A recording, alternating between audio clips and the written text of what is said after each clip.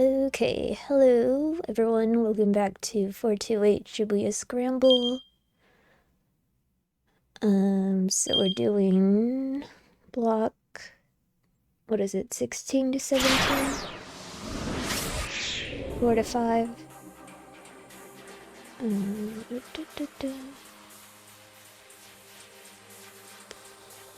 Okay. So first we go to Maria.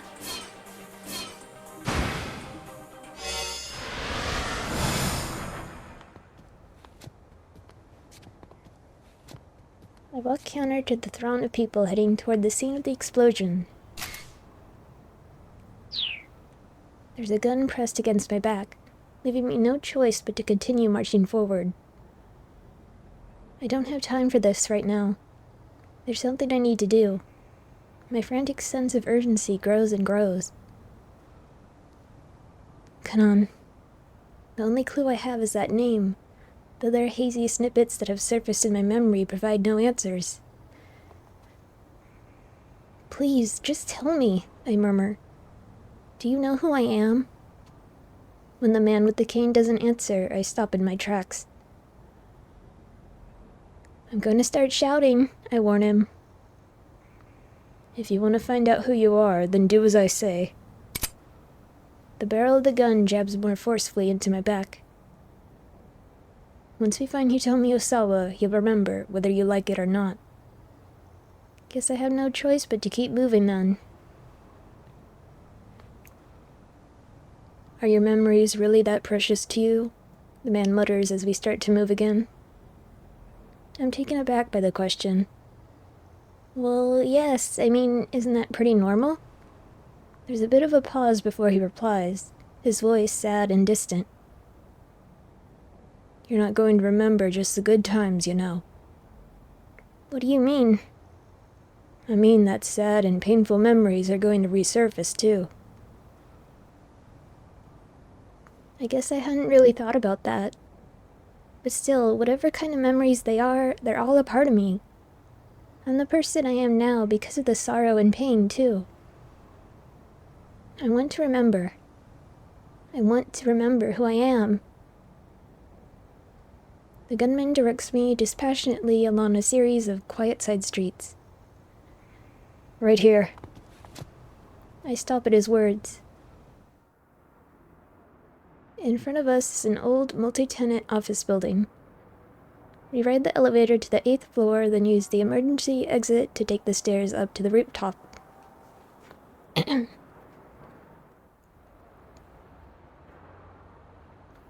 cool breeze blows across my cheek. Sit down there. I do as he says, settling myself on the outdoor air conditioning unit. The man lowers his gun, but keeps it in hand. We'll wait here for a bit. For how long? He lets out a rueful chuckle. Guess we'll have to wait and see. I decide there's no point in trying to fight with him. For now, I have to hope he's telling the truth, and whatever's coming will help me get my memories back. If I don't know my past, how can I know what to do about this Kanan stuff or anything else? I stare up at the sky as I wait for whatever this assassin is waiting for. The silence between us is suffocating.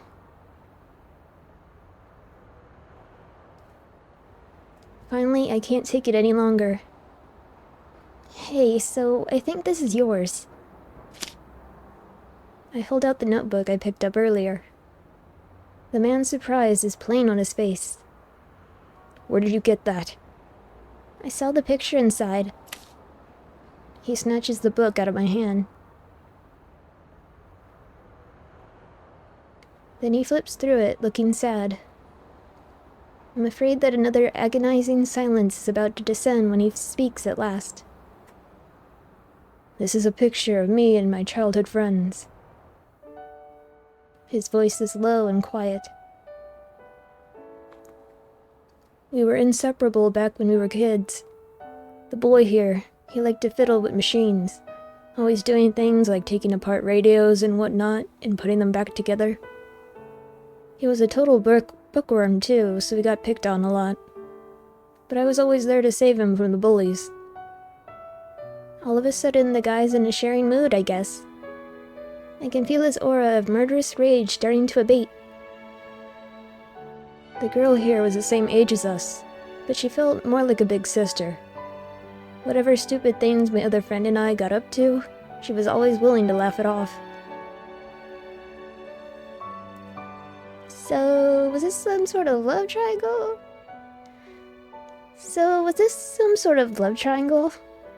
Well, okay, then, I guess I'm the nosy sort. The man grimaces but nods.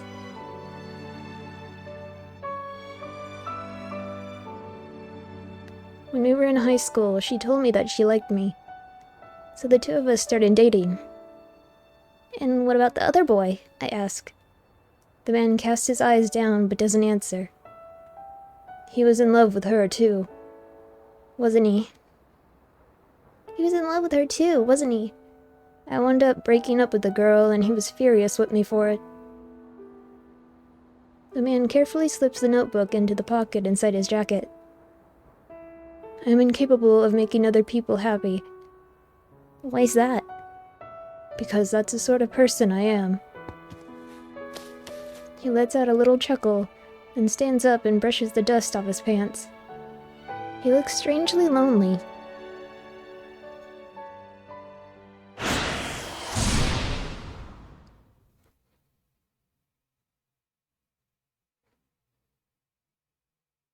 Okay.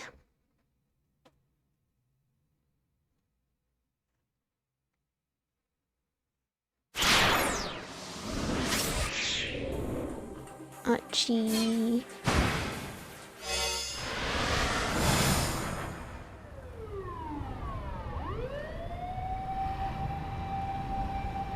Achi could hear ambulance and police sirens wailing on the main road.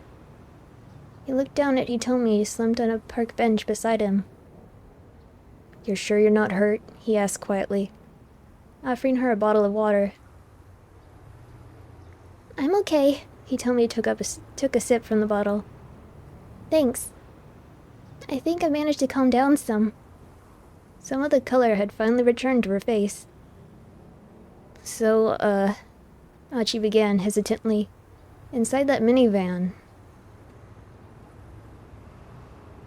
"Maria wasn't in there." There was relief in her voice, and also a note of pathos. "I got a look in through the windshield. There was a man laid out in the back seat, but nobody else." The dark cloud lifted from Achi's face. "So it wasn't your sister?" "No, I didn't see his face. Just that he was wearing a business suit." Achi felt the tension ebbing from his body. "That's good then, that it wasn't her. I'd been worried." It was a shame about the poor devil who had been killed, though. Who was it, and why had he been there? "So, I guess now we're out of leads," Hitomi murmured. She hung her head. "We could try the surveillance center again for now," Achi said. "It'll probably give us better odds of finding your sister than just walking around." "I guess you're right. Shall we then?" Hold on." Achi had a sudden flash of inspiration. "My house is a lot closer from here. Maybe I should ask my dad if we can check the cameras from home." "You can do that?" "We have the same system at our house. I'm sure my dad will let us use them." The two got up and headed for Endo Electronics.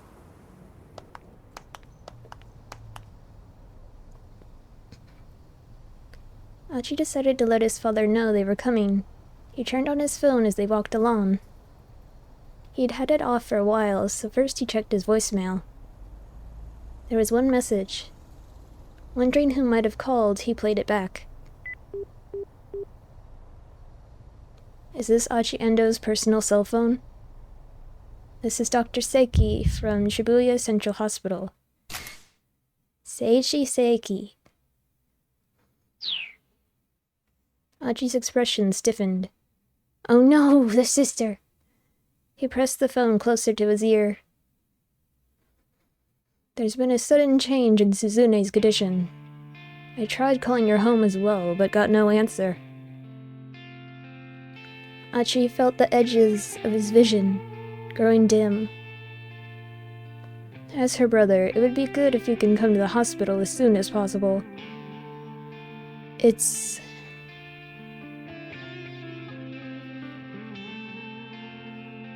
Achi? Hitomi's voice was full of concern. Sorry, I just gotta make a call here. Fingers trembling, Achi dialed his house.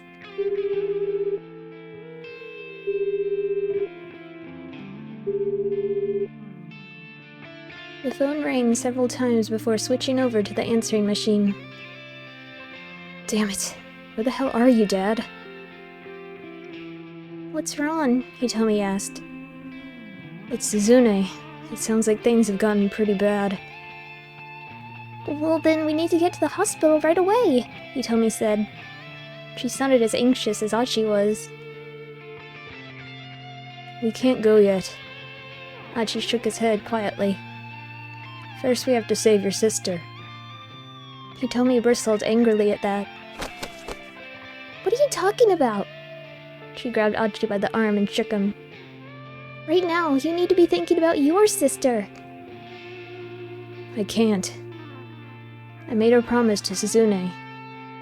A promise to help people and see things through to the end when something important's on the line. He struggled to get the words out. If I break that promise, then I really am no good to her. But Hitomi didn't look like she was going to back down. Oi, get back here! A threatening shout ran out from nearby. Achi looked around, startled, and saw a boy about high school age bolting out from behind a building on a side street. Several slightly older young men were hot on his heels. Achi knew their faces all too well. They were all members of SOS. They caught their quarry just before he could make it out onto the main road. Gotcha, newbie. So the kid they were after must have been a member, too. Let me go. Oh, we'll let you go, alright. After you pay up. One of the young men snatched the boy by the collar and shoved him against the wall of a nearby building. Ow! The boy's face scrunched up. What are you talking about? Playing dumb, huh? Interjected one of the onlookers. We told you that members all have to pay monthly dues, yeah? The privilege of getting to call yourself SOS don't come free after all. Achi felt his blood boil. SOS was trying to pull a shakedown on this new kid under the guise of calling it dues. Give me all your money, punk. It would have been unthinkable for them to do something like this back when Achi was running the show. Hey, he barked. Let the kid go. He marched toward the group. Say what now? They turned to look, their faces immediately going pale. Oh, hey, Achi. Let him go. Achi focused his glare on the fellow holding the kid until he released his grip. You guys always go around doing stuff like this? None of the gang members answered. They merely turned their gazes glumly to the ground. Hey, Achi turned to the younger boy. Since when have they been doing this? But of course he realized there was no way the newbie would be able to tell him. Never mind, you can go. Achi gestured toward the main road. The boy was quick to run off. Achi waited until the boy was gone before turning back to the others. Does Suzumu know you're going around collecting dues like this? He asked. Man, we don't gotta tell you that, one of them muttered. Not since you deserted. What'd you just say? Achi leaned in close, getting right in the guy's face. He was met with a defiant sneer. This ain't the old SOS anymore. Not the old SOS. Achi thought back to the other gang member he'd run into earlier, the malicious gleam in his eyes.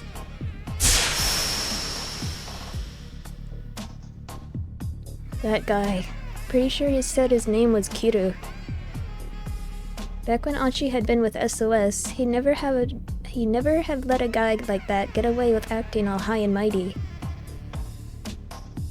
Suddenly, Achi heard a voice from behind him. Well, well, if it ain't our legendary founder. An instant later, he took a hard blow to the side of the head. I was just out looking for some small fry, but looks like I landed me a big one. Achi's head swam, his vision fading in and out. Before he had a chance to recover, something smashed into his knee. He lay crumpled on the ground, unable to retaliate as kicks and punches rained down on him. Even after Achi could no longer move, the beating didn't stop. His ruptured eardrums could barely make out the sound of Hitomi screaming.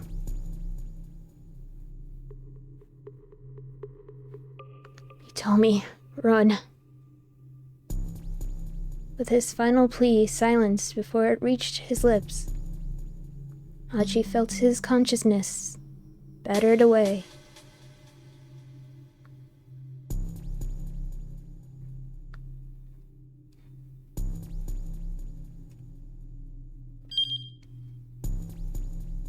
I don't know. He ran into someone else.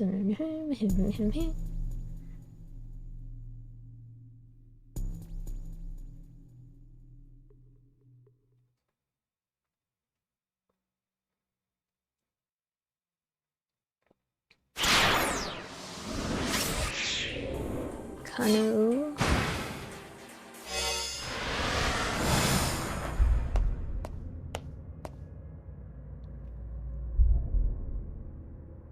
Arriving back at the Shibuya precinct, Kano hurried to the interrogation room. With the investigation currently on hold, he knew that taking any official action would be tricky. If he was going to break through the stalemate, he was going to need Tateno's help. The abduction, the ransom, the Itachi case relay, Maria's release, and then Tanaka's death. Maybe Tateno would be able to figure out how all these elements were related. But first, Kano needed to check something for himself. Tateno would never have let Alcaran go free. Kano needed the prisoner to set the record straight.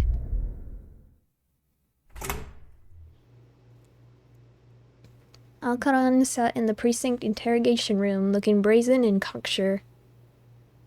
One glance at his face and Kano was reminded of what had happened to Sasayama. Fresh anger smoldered at the edges of his mind. There were 2 detectives already in the room. It seems he wasn't made privy to the details, one of them told Kano. Sounds like they were following orders, carrying that Itachi case around, the other added. Kano sat down across from Alcaran.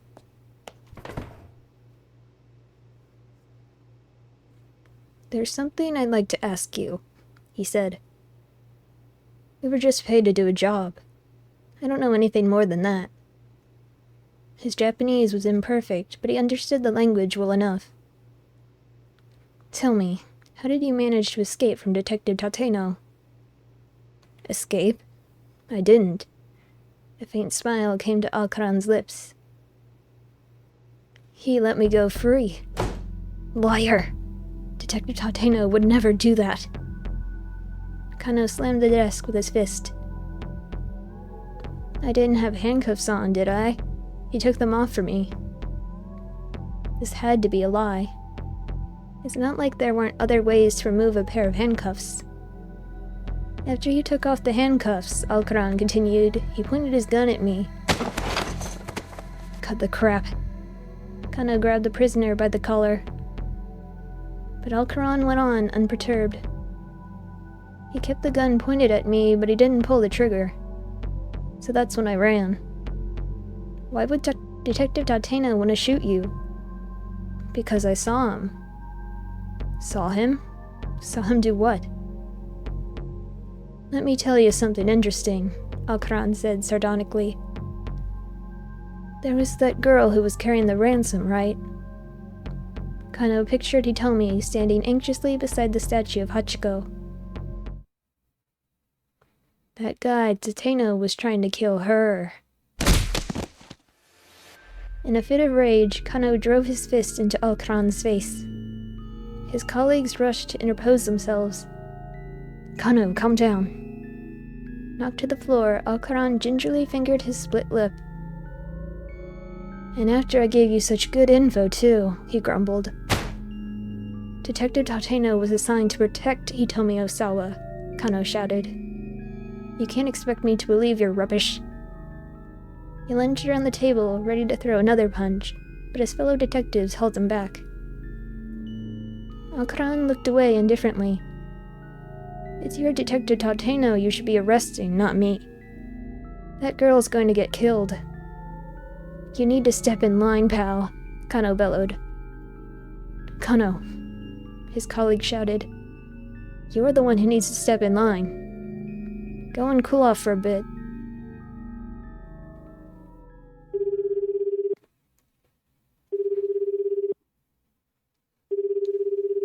Expelled from the interrogation room, Kano immediately pulled out a cell phone and called Tateno's number. Please pick up. He clutched his phone tight, pleading under his breath.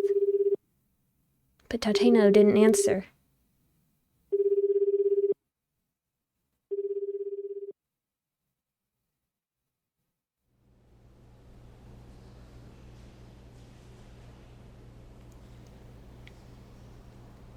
Kano sat down in a chair in the hallway in a bit of a daze.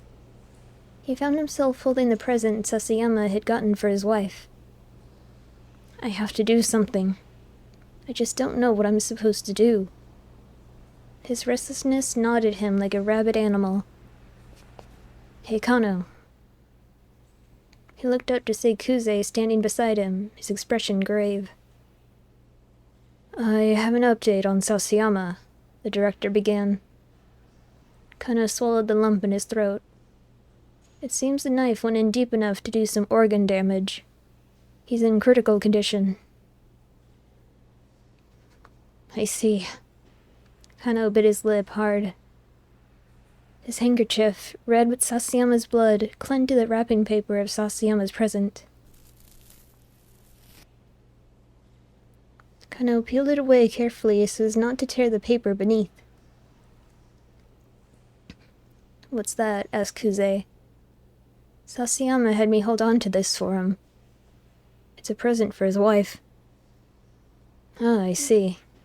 I'm sorry, Director Kuze, for ignoring your orders. Kano's eyes remained fixed on the GIF as he spoke. When you get down to it, none of this would have happened if it weren't for me. Some kind of punishment was surely headed his way for acting alone as he had. He probably wasn't getting out of this one with a simple written apology. But Kuze calmly shook his head. What happened to Sasayama isn't your fault. Don't blame yourself, he said. As far as this case goes, I've been giving quite the runaround myself. There was a rare note of vulnerability in Kuze's voice. The higher-ups have barely let any information trickle my way, but they're still ordering me around non-stop. It's a real pain in the ass. Kuze fell silent, ruminating. The quiet lingered between the two men for several moments before he abruptly spoke again. Oh, right. I'd like to get your opinion on something. So, Mamoru Tanaka, who we found in the minivan, you know. What you think? Should we oughta maybe release his name to the media? Kuze had slipped into his childish register. He was clearly exhausted. Kano was thrown by the question. It was a rare thing for the director to seek an opinion from a mere junior detective. It feels like there's something not too normal about one of Kenji Osawa's subordinates dying, Kuze went on. Kano had had the same thought. This felt too intentional to be a coincidence. So here's the question. Should I get the media involved and try to rush for a resolution, or should I be more cautious? What would you do? About releasing the name? Kano asked. It wasn't such a simple thing to answer. There were so many factors to consider. A tired smile came to Kuze's face. Don't think about it so hard. This is just so I have a point of reference. Tell me what your gut says.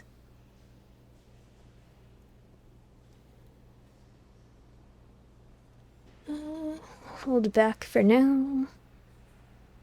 I think we should hold back for now. Kuze rumbled. We still don't know if Mamoru Tanaka was murdered or if he committed suicide, Kano pointed out. We should at least wait until we know that much. This case had so many loose ends that could lead in dangerous directions. It would pay to be as prudent as possible. Kuze paused for a moment in thought, then nodded. I see what you mean. All right, then. Then, without another word, he headed back toward the conference room.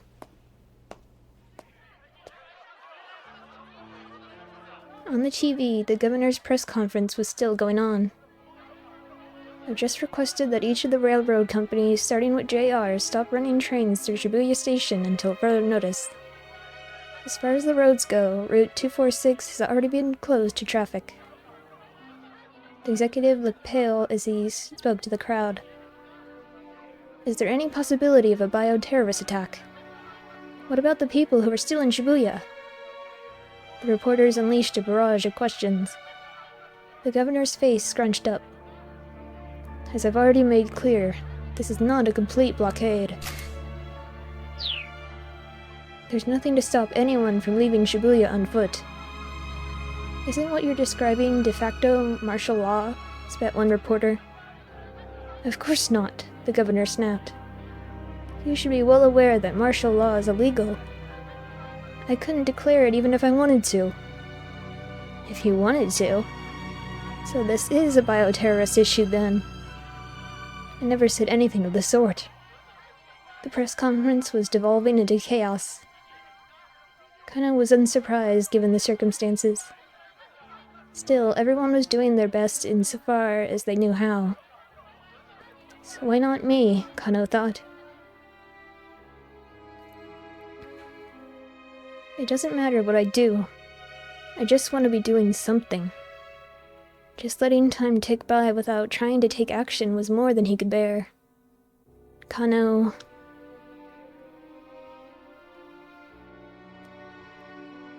thought about Sasayama's wife and decided to get in touch with her. He called Sasayama's home phone, but nobody picked up. Perhaps she'd gone to the hospital. With that in mind, Kano called up Shibuya Central Hospital and asked them to transfer him to Mrs. Sasayama.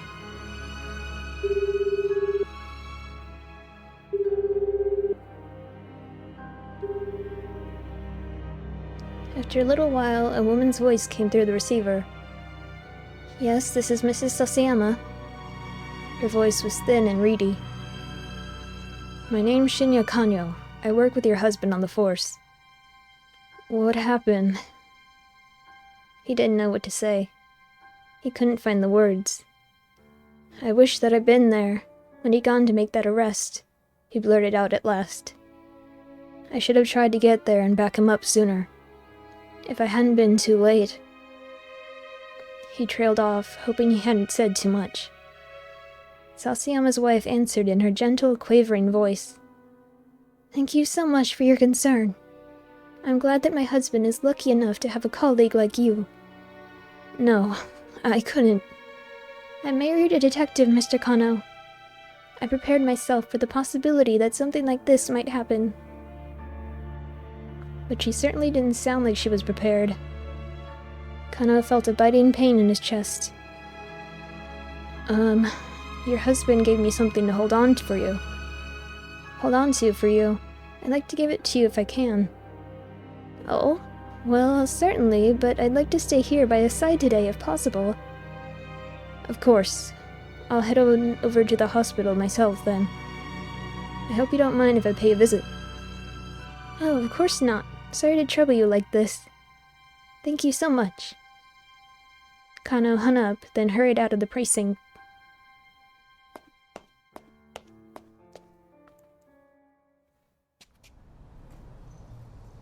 As he was making his way toward the hospital, Kano spotted a girl sitting on the pedestrian overpass. She looked like she was on the verge of tears. Concerned, he stopped beside her. "Are you waiting for someone?" he asked. The girl simply bit her lip and said nothing. "Are you lost? Do you need a policeman?"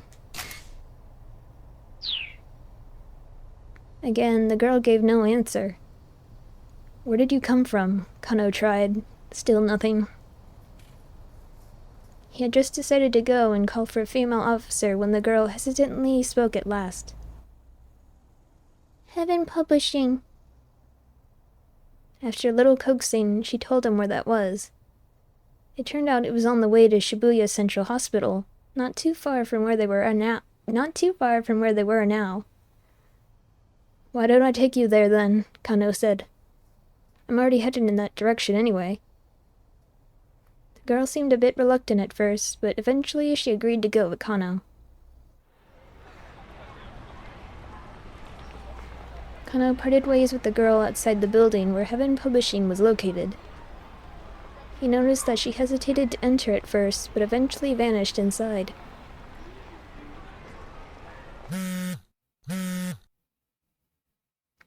Kano's phone rang as he was about to continue on his way.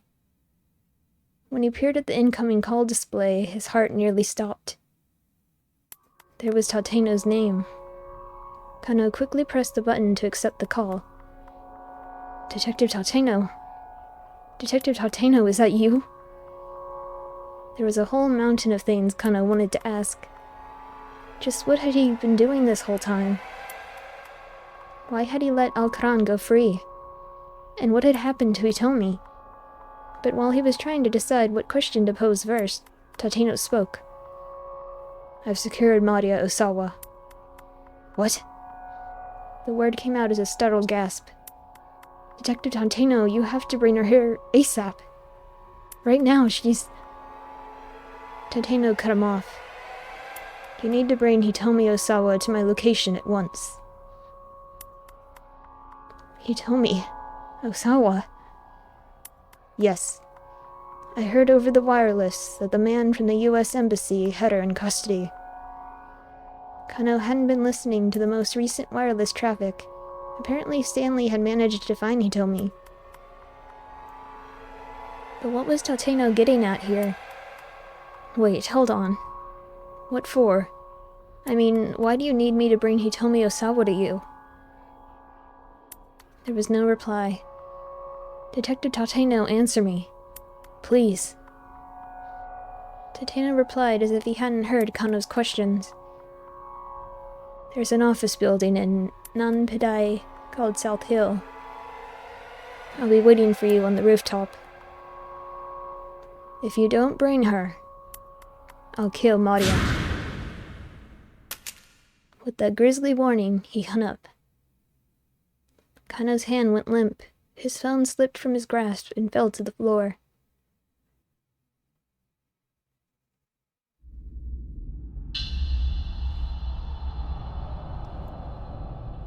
Kano went to South Hill and Nanpedai alone. Wait. Since it's awkward to say, it's frequently shortened. He hadn't brought Hitomi as Tateno had demanded, nor had he reported the situation to Kuze. First, he wanted to meet with Tateno and find out what was going on.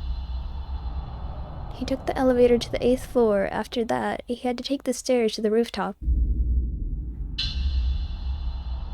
As he made his way up the steps, he tried to imagine what Tateno might want with Hitomi. He hadn't noticed anything suspicious about the senior detective in the lead-up to the stakeout at the Scramble. Tateno had seemed like the same man Kano had always revered. So why was he doing this?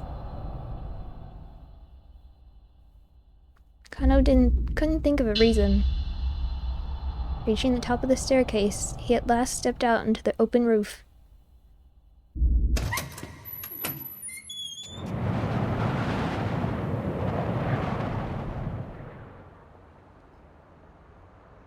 The time for half-baked conjecture was past. Kano would lay his doubts on Tateno's feet. Then soon enough, everything would become clear. Inwardly, Kano did his best to convince himself of that.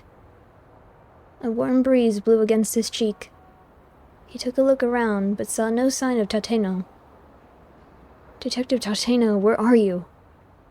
Getting no response, he began to walk around the rooftop, calling out several more times. "It's Kano. I've come as you asked." "Where's Hitome Osawa?" Kano whirled around when he heard the voice behind him.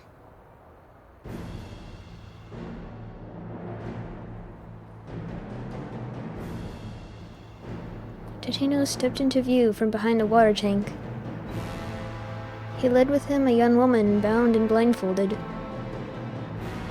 "Why didn't you bring her?" he growled. Kano stared in shock. "Detective Tateno, why are you doing this? Is that really Maria?" Tateno responded by removing the young woman's blindfold. With her blindfold removed, Maria slowly opened her eyes. Then she gazed past Kano, a panicked look crossed her face. "Ah!" She shot her arm to point. Kano whirled around in surprise. There was a man on the roof of the building across the way who looked like he was getting ready to jump. "Why now?" Kano thought to himself, but he couldn't just stand idly by while someone committed suicide. He felt a pain of disgust when he saw Tateno take in the situation with an indifferent glance but make no move to help. "Detective Tateno, I'll be right back," Kano exclaimed. "We can finish this later." "Finish this after." Without waiting for an answer, he raced for the other building.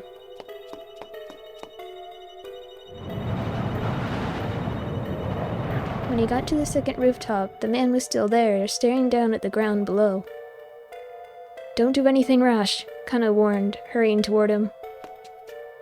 When the man gave no response, though, Kano quickly halted. The stranger was still several meters away. Kano braced himself, ready to lunge for the man if necessary. "Let's not be hasty. Nobody's going to be happy if you jump." Still, the man said nothing, simply gazing out at the sky. Surely he could hear Kano now. The detective continued, keeping his voice low and conversational. "I've got a co-worker. He's one of the most absurdly devoted husbands you could meet. All he does is brag about his wife." The man continued to ignore him. "He was stabbed in the belly earlier today. He's in the hospital right now, on death's door. He was happy, but now his life might get snatched away from him anyway." Still, the man appeared unmoved. It was as if the words weren't even reaching him. "Don't you think it's a waste to just go and throw your own life away?" Kano waited for the man to respond. The stranger took a purposeful stride away from the fence toward the roof's edge. "Stop, don't do it!" The man unflinchingly stepped out toward the empty air. "No!" Kano sprang forward, somehow managing to grab hold of the stranger's wrist. He yanked the man back from the edge, getting only a blank stare in response. "Don't go wasting your life like this." Ordinarily, Kano would have stayed and talked until he was sure this guy's death wish had passed. But there wasn't time for that right now. Maria was in just as much danger at that very moment. Whipping out his handcuffs, he shackled the man to the fence. "Ugh. I promise I'll come back. Please just stay alive for a few minutes longer, okay?" Kano left the man staring in bewilderment and raced back to the South Hill building.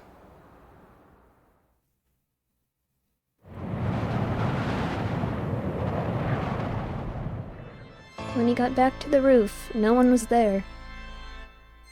Kano immediately tried to call Tateno in his cell, but the call didn't go through. Tateno must have powered off his phone. Damn it! Where did you go, detective? He needed to hear what Tateno had to say. He still had no idea what was really going on, or what the grim truth might be. And it seemed he had just lost his chance to find out. In desperation, Kano rushed from the building. But in his frantic search of the area, he saw no sign of either Tateno nor Maria. Later, a precinct-wide manhunt failed to discover where the two had gone. From that day forward, Kano was empty inside, carrying out his duties as a detective with bleak detachment.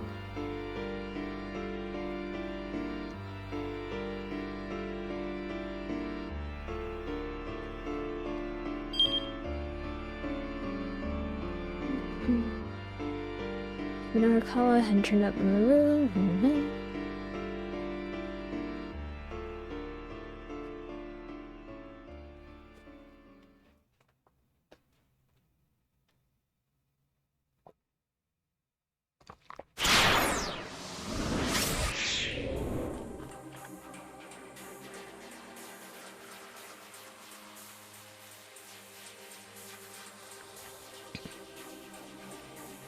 Norikawa.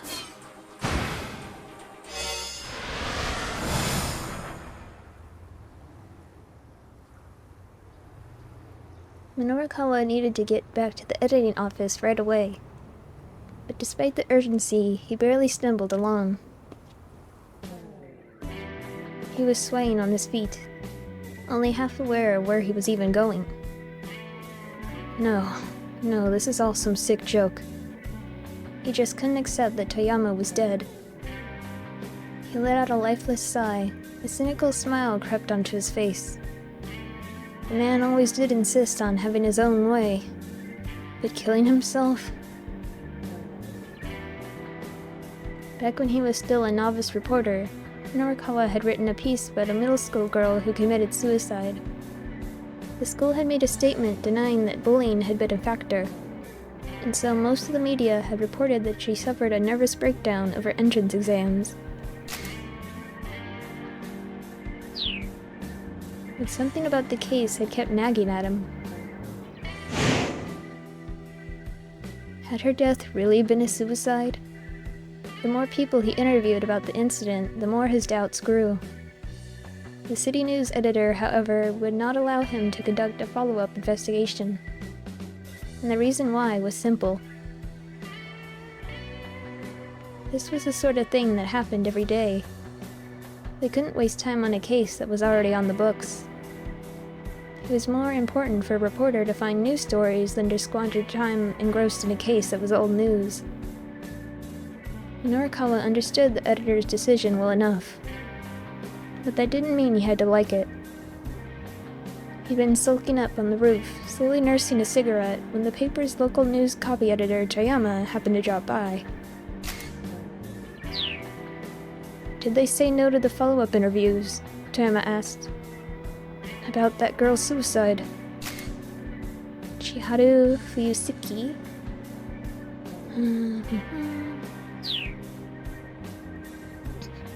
Yeah. Norikawa expelled a plume of smoke along with his sigh. Nothing tasted quite as bad as a cigarette when he was down in the dumps. So what are you gonna do?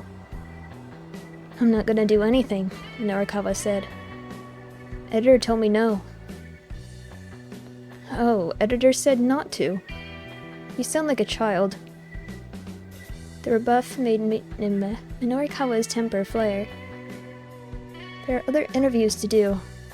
I want to follow up on this, but there isn't any time. You dumbass. Toyama hauled off and hit him right across the face.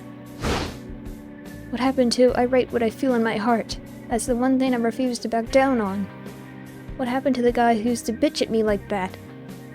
Toyama's words hit their mark with painful precision. The interviews aren't over until you have what you need. No, you refuse to let them be over. You go after the truth no matter what anyone tells you. Isn't that what being a journalist is all about? Norikawa scowled in chagrin. The man was exactly right. Until you have what you need.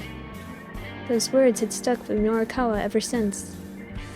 In fact, he'd quit the paper to become a freelancer because he couldn't do his job the way he wanted while trapped in the hierarchy.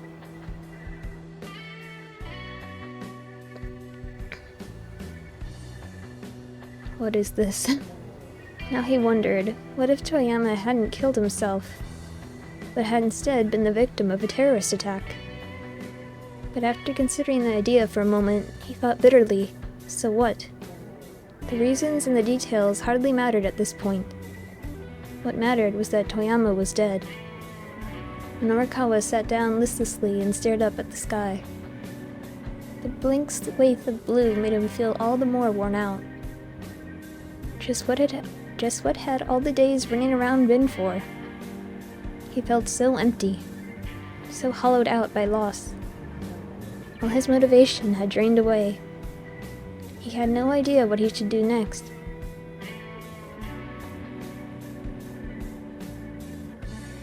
Hey, Minoru Norikawa, what should you do?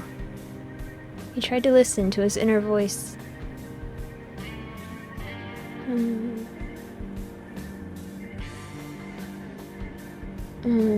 Stand up.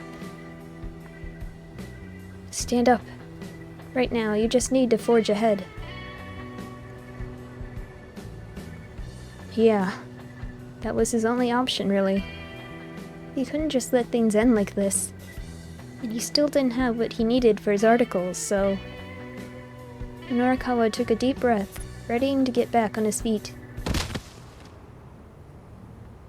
Before he could, however, a young man stumbled across his path, taking a nasty fall on the pavement. Ow! Ah, damn, that hurts! The youngster scrambled back to his feet and turned to Norikawa with a snarl. What are you looking at, pal? The young man clutched a piece of timber like a club. There was a nasty gleam in his eyes. I'm not looking at anything, Norikawa sighed. I just happened to be looking in your direction. Shut your yap. Apologize, bitch. Now! The punk raised his cudgel. What for? You tripped me, man. Ain't you gonna apologize for that? The kid had stumbled all on his own, but was probably too embarrassed to admit it. Guess he'd got to vent his anger at someone. Listen, kid, Norikawa said. It's not my fault you're such a klutz. You know, like the pedal in a car that's got a manual transmission? Oh, that's a clutch. So then, lumps of earth or clay. Those are clods, you say? Right, so then we're talking about a sort of social get-together for coffee and conversation. Huh? Oh, right, that's a clash. Is it when you try to fix something using stuff that isn't really meant for the purpose? It's a kludge? Okay. The hell you just say to me? You got a death wish, pal? With a murderous glare, the punk advanced on him, brandishing his weapon. Hey, Norikawa said. Bring it on. The punk swung his wooden club without a moment's hesitation. It struck Norikawa in the shoulder, knocking him off balance. Whoa, okay, don't really bring it on. Nah, man, it's too late for takebacks. With a nasty little grin, the young fellow swung again. Then again, catching Norikawa in the arm and side. Only when the journalist was curled up in a battered ball on the ground did the kid finally let up. Good to get a little warm-up in before I take down that other bitch. Weapon still in hand, the punk marched off toward Dogenzaka.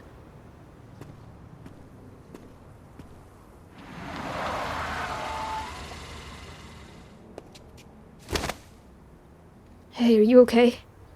Norikawa stirred to find Kimizuka at his side. Once again, the man had impeccable timing.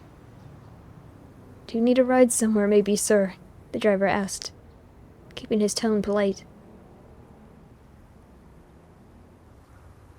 Yeah, I do. To the hospital. Like, obviously, why are you asking? Stupid.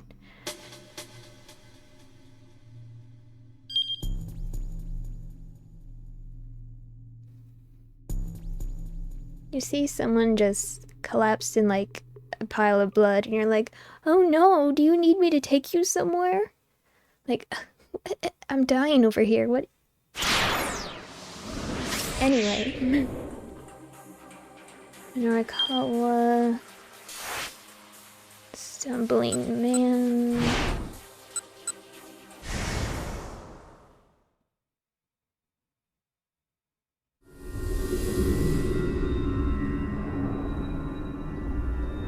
Is it fun hitting people with that thing? The corner of the punk's mouth curled up. Oh yeah, real fun. Only a dumbass beats people with their bare hands. You just wind up hurting your fists. If you're gonna enjoy some violence, you gotta have yourself a weapon. I see. In that case, maybe give it a rest with that stick, yeah? Huh, what for? The punk scowled in irritation. Don't get me wrong, Minorikawa said. I'm just saying that there have to be better weapons than that. Something that could take a man down in a single blow. The kid stopped to consider Minorikawa's words for a moment. I get ya. Yeah, you might be right about that. And I think I have just the thing. May as well go with my usual. He tossed away the piece of wood on the side of the road. Don't you go anywhere till I get back. Got it? Yeah, sure thing. Minorikawa watched as the punk headed back the way he'd come. Man, he murmured, what a dumbass. Looking around, he spotted a taxi parked close by. It was Kimizuka. Do you need a ride, sir? Kimizuka asked. All politeness as he opened the back door. If you're heading to the publishing office again, I can get you there in 10 minutes. Kimizuka's driving was as smooth as always. He wove his way skillfully through a series of back streets. There was some big explosion earlier, he explained. The main roads are all gridlocked. Yeah, Minorikawa muttered. I was there when it happened. Oh wow, really? I'm glad to see you're not hurt then. Still, what a terrible thing. That minivan. I hear someone was inside when it exploded. I'm not sure if you were aware. Yeah, I'm aware. Nothing gets past a reporter like you, I see. Kimizuka flashed Minorikawa an approving smile through the rearview mirror. How much have you heard, then? Rumor has it that the person who died was a middle-aged man. Oh, huh. We taxi drivers tend to hear quite a bit ourselves. Kimizuka chuckled, but Minorikawa just cast his eyes down forlornly. You look tired, sir. Yeah, I guess so. His reply was barely audible. Suddenly, someone rushed out onto the street right in front of the cab. Look out! No! There was a heavy thunk as the taxi crashed into the pedestrian. Screeching to a halt, Kimizuka and Minorikawa jumped out of the vehicle to find a young man splayed out on the street. Hey, the driver called. You alright? The fallen pedestrian was practically still a kid, and he wasn't moving. Kimizuka hunkered down and jostled his shoulder, then his expression stiffened in alarm. Minorikawa checked the young man's pulse, but couldn't detect any heartbeat. Oh no, Kimizuka said. This is... Tears began to well up in his eyes. Minorikawa turned to him in surprise. You knew him? I did. Kimizuka cradled the young man in his arms. I'm sorry, but you'll have to find yourself another taxi, he said. I'm going to turn myself in to the police. Looking down at the boy's unmoving form, Minorikawa felt a pain of guilt. No, he said, I'm the one who's been asking you to drive around so recklessly all day. This is on me, too. But I'll go with you to the cops. The two men decided to head to the station together to surrender themselves. There probably wouldn't be time to work on writing articles while they were being interrogated. But that was just how it'd have to be. This was the right thing to do. Minorikawa just had to keep telling himself that, knowing that it was the truth.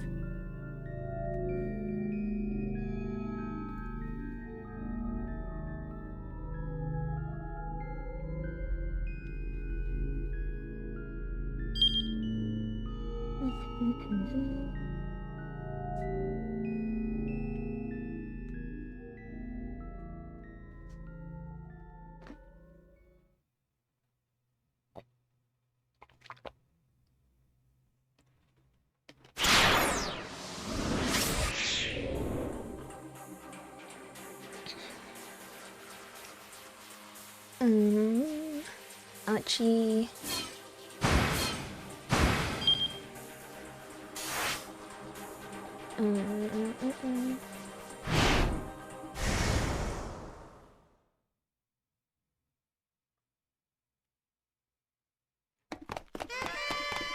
Oi, get back here!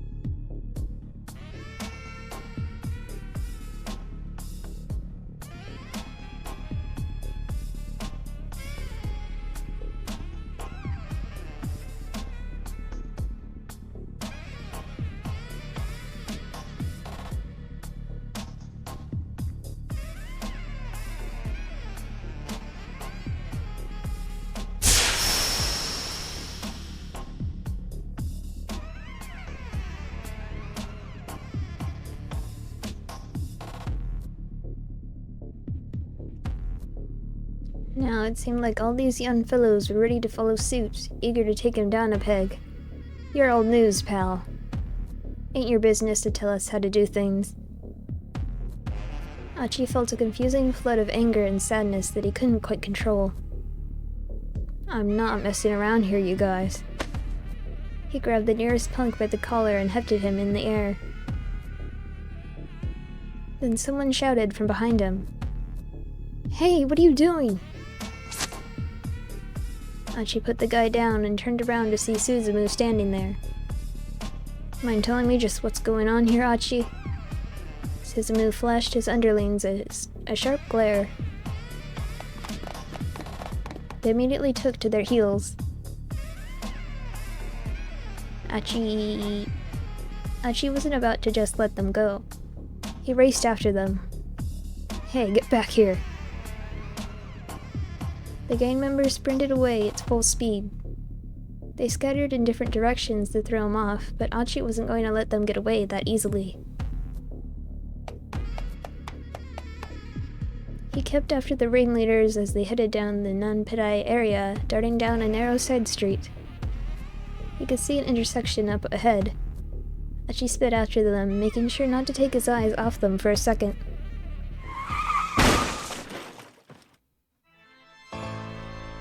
Uh-oh. With his attention fixed on the fleeing troublemakers, Achi never saw the car speeding directly at him.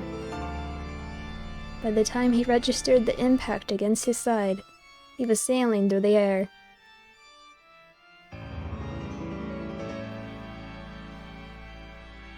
He crashed to the pavement, skewed to a stop, and laid there struggling to breathe. As he watched two men get out of the taxi that had hit him, Achi thought to himself, I'm going to die here.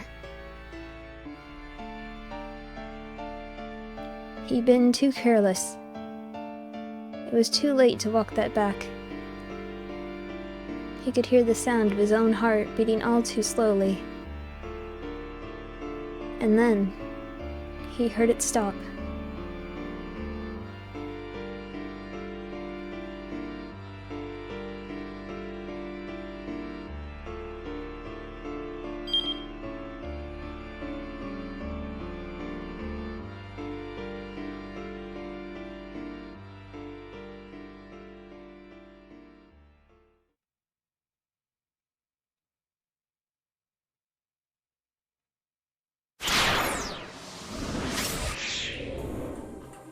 Oh no.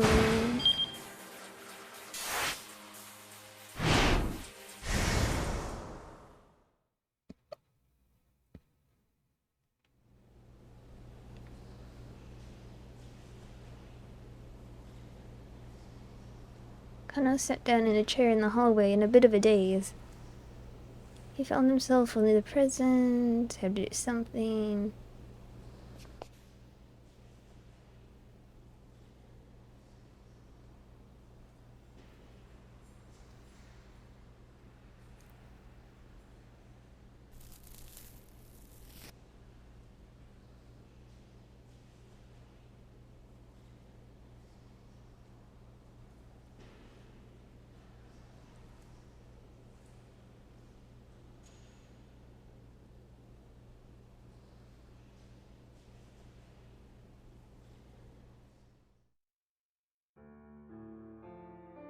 Hold a sec.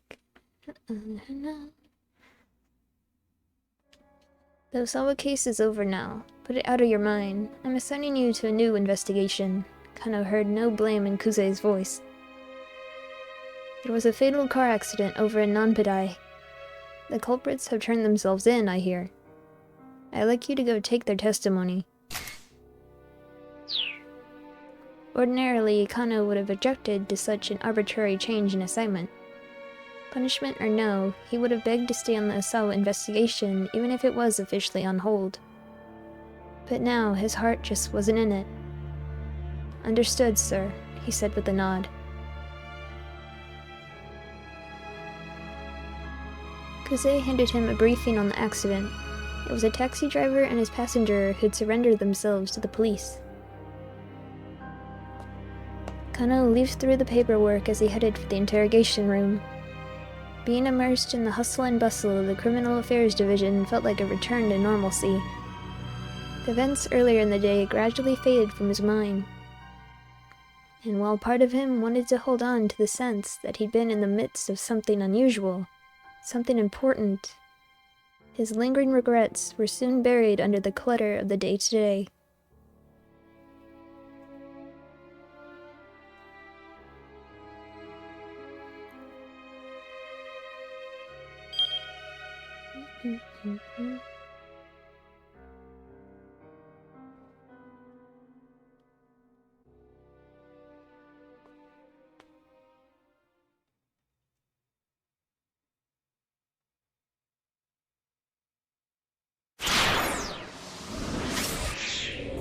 Norikawa.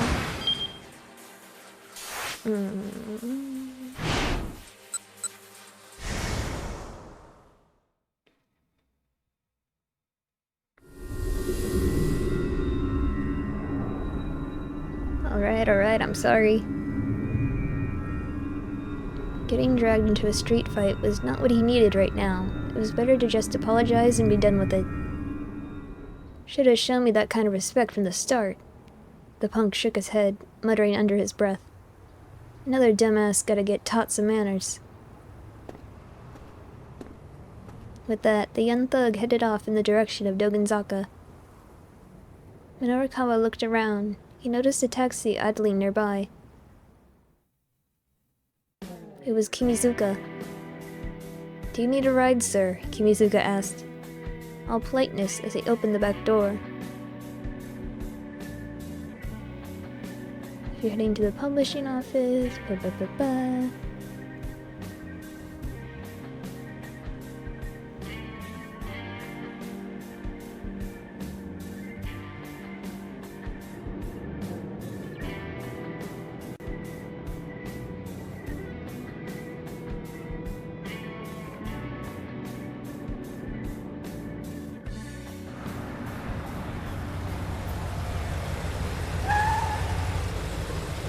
The taxi stopped outside of Heaven Publishing.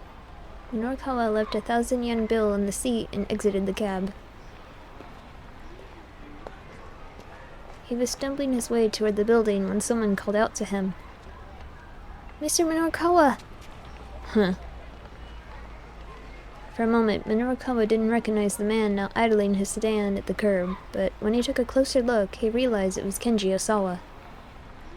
"Oh, Mr. Osawa." Sorry, but I haven't been able to look into the thing you asked me about yet. I see. That's quite alright. Osawa looked pale and haggard. Minorikawa's reporter sense started tingling. This guy is the key to something. He recalled what he heard the detective and his buddy talking about back at the scene of the explosion. Roughly 8 hours ago, they infected Maria Osawa with the Ua virus. If we don't administer Kenji Osawa's antiviral before she develops symptoms... You caught up in something big, aren't you? How do you know that? Because, the reporter said simply. I'm Minoru Minorikawa. Osawa rolled his eyes. Well, that'll make this simpler, I guess. Get in. I'll tell you everything. Minorikawa hesitated. This might be his big chance to lend a beyond incredible scoop. Yet it felt like it was too late to matter. Still, landing a major story, selling out an issue of 4-star general gossip, and putting Heaven Publishing on the road to solvency, all of that was the least he could do in Toyama's memory. You don't drop a story until you have what you need. Maybe it was too late to save Toyama. But Minorikawa got in the car. Osawa's tale was beyond anything Minorikawa had imagined. So, they send you threatening emails, devise a plan to kidnap your daughter in order to get the antiviral, and now that that's failed, they're turning to bioterrorism. Finally, Minorikawa was able to flesh out the story behind the conversation he'd overheard earlier. And as he did, he could feel a growing sense of exhilaration. So basically, they're now effectively holding all the people in Shibuya hostage and demanding antiviral, is that it? Before Osawa could answer, a new idea occurred to Minorikawa. Wait, hold on. Why didn't they just start by holding the whole city hostage? Why did they need to go through all the trouble of kidnapping your daughter? I don't know, Osawa said, shaking his head. Perhaps they wanted the ransom money. For a mere 50 million yen? I can't imagine international terrorists bothering for that much. You can't know how terrorists think, Osawa spat. Let's just assume, though. Could there be some other reason they abducted your daughter? Osawa didn't reply. He was probably too preoccupied with finding a way to save his infected daughter to think about anything else. Still, something about the course of events didn't quite add up to Minorikawa. But whatever the case, if the criminals were after this antiviral, then sticking with Osawa ought to bring him closer to the truth. Minorikawa was still mulling that over when they arrived at the laboratory.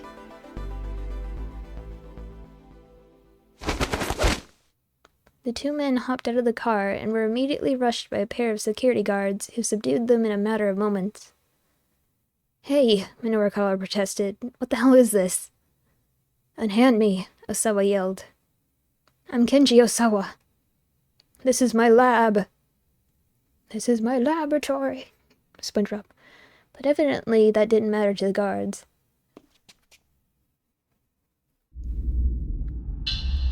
Another man emerged from the building. He and Osawa exchanged a few brief words. Judging from the tone of the conversation, this was someone who outranked Osawa at the company. Take him away. As the newcomer looked on, the guards dragged Osawa into the building.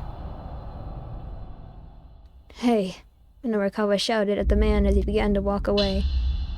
Don't you know what's going to happen to Shibuya? Don't you care? If you just stand by and let the people of this city die, Akoshi Pharmaceutical is going to be held responsible. The man stopped in his tracks. And if that happens, you'll be ruined personally, too, Minorikawa added. You know I'm right. That will be up for the police to decide. You're going to regret this. Don't be a fool. Minorikawa's resolve was unwavering. His pen would mete out justice. He might have come close to forgetting what he once stood for, but now the old fire was back. I see. It seems this isn't something to leave unchecked. The man gestured with his jaw.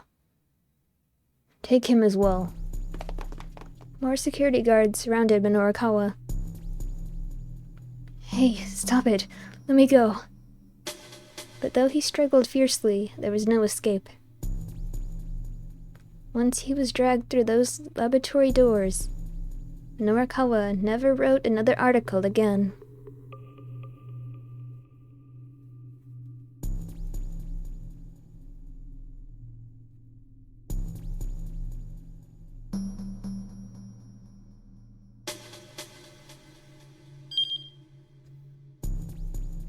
Someone needs to decide.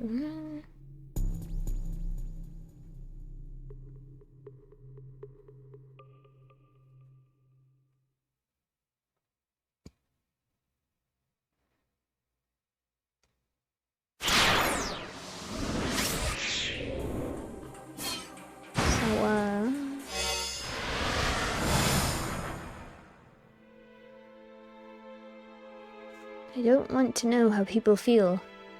All I want to know is what viruses feel. I prefer viruses because they make no move to encroach on me from the other side of my microscope. They let me free to let my thoughts wander as I wish. They leave me free to let my thoughts wander as I wish.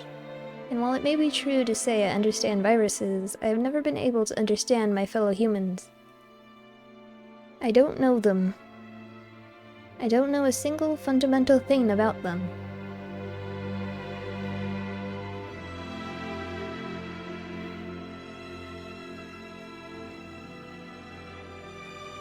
With Tanaka dead, trying to use the backup passwords for the fingerprint scanner had become a hopeless endeavor. The only remaining means of gaining entry to the storage area was to issue an emergency unlock request to the electronic lock manufacturer. In order to do that, they needed approval from the 6 members of the board of directors.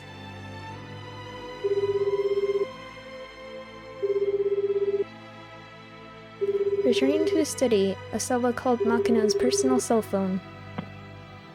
What is it? Makino said gruffly as soon as he picked up. Osawa informed him of the situation, including Tanaka's death, and the fact that Maria was infected. The news left Makino at a loss for words. Please, Osawa begged.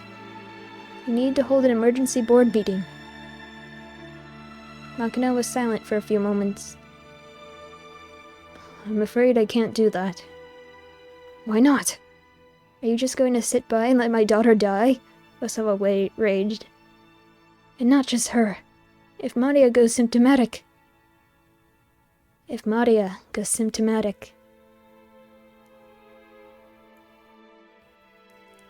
That was still only an if, but Osawa was reluctant to put his fears into words. If she goes symptomatic, the Uva virus will sweep through all of Tokyo. I realize that, Makino replied. But one of the board members is overseas on business. Holding a meeting is impossible. Despite the gravity of the situation, he sounded astoundingly nonchalant. Osawa couldn't back down now. There must be some other option, like a web conference or something. It doesn't help us if we can't get in touch with him, Makino huffed. He went missing a few days ago, in the middle of a business trip.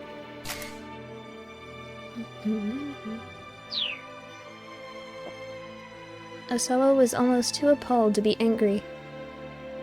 That's the most ridiculous lie I've ever heard. Would you like to speak to my on-site contact if you don't believe me? This was like arguing with a child. If Makino was deliberately working against him, he'd never know if this disappearance was real or not. In that case, can you please appoint a representative in his stead? Osawa pleaded.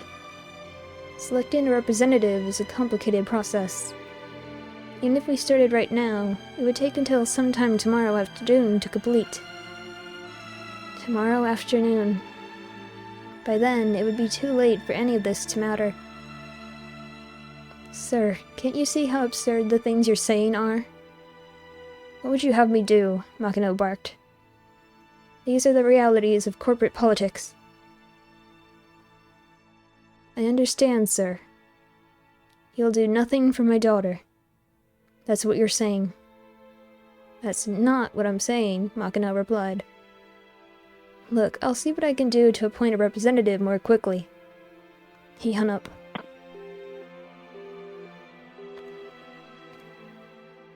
His tone had suggested that waiting for an appointee wouldn't be a terribly hopeful prospect. I have no more allies, Asawa thought. All I have left now are foes. He couldn't count on anyone anymore. Osawa was just going to have to get the antiviral by himself. Tanaka might be dead, but there still must be some way to get the lock open. Taking extra care to avoid the notice of the detectives, Osawa snuck out of the house and headed for the garage.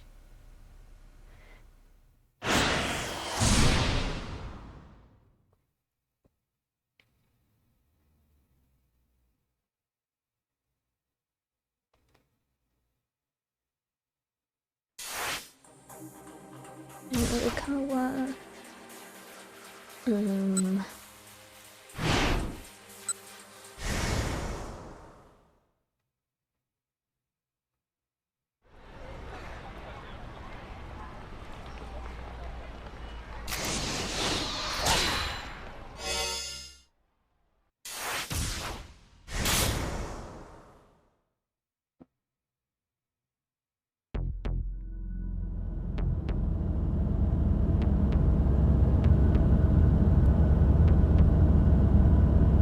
As he was driving past Ayama, Osawa spotted a man he recognized walking along. He pulled up alongside him and called out through the window.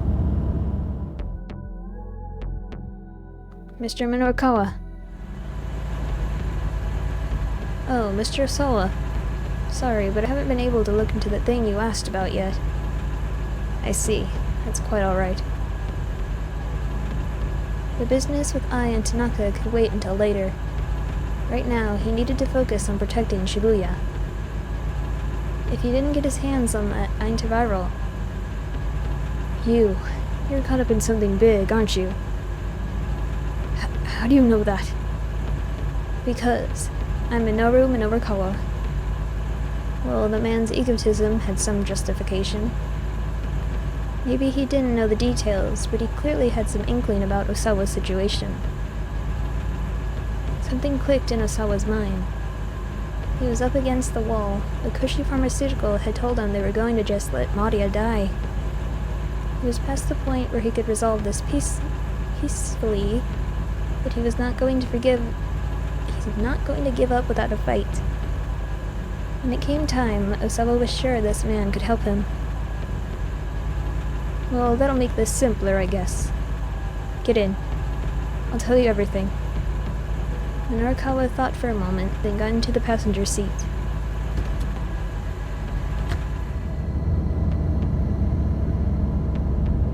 As he drove to the lab, Osawa filled Minorukawa in on all the details. The reporter listened intently, occasionally interrupting to ask a question. So how are you planning on getting your hands on the antiviral? He asked when Osawa had finished. I'm not sure. I figured I'd think of something after I got there. Minorukawa let out a nasal chuckle. Just improvising, huh? Well, I'll back you up. At least I know I found my way into something important.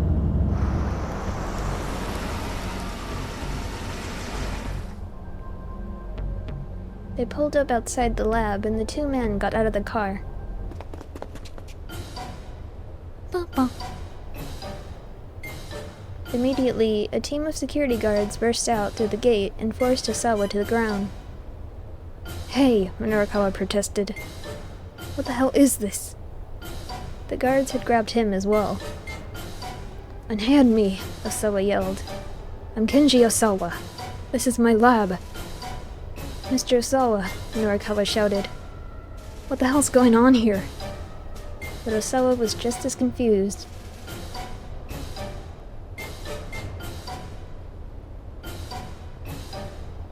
He looked up to see Makino standing before him. "Sir, tell these thugs to let me go." But Nakano just frowned silently down at him. "So, not only will you not help me, you're actively getting in my way." Osawa glared up at his boss. "Maria's life. No, countless human lives are at risk. And there's nothing that you alone can do about that. That's what I need you to understand." Makino gave a signal to the guards, who proceeded to drag Osawa away. The scientist writhed with despair at his own impotence. In the end, there was nothing I could do.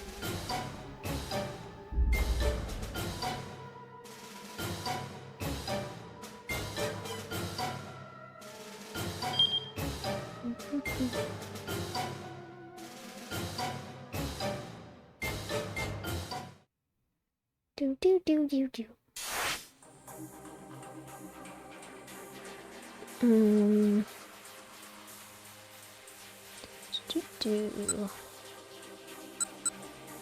Where am I?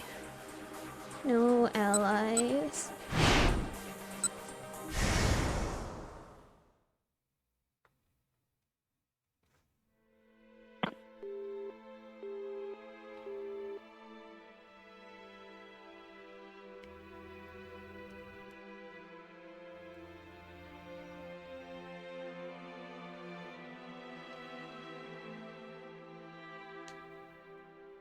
Still, he'd just have to take Makino at his word.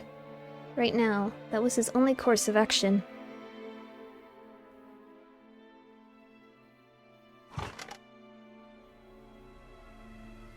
Osawa sat down in front of his computer and quietly closed his eyes.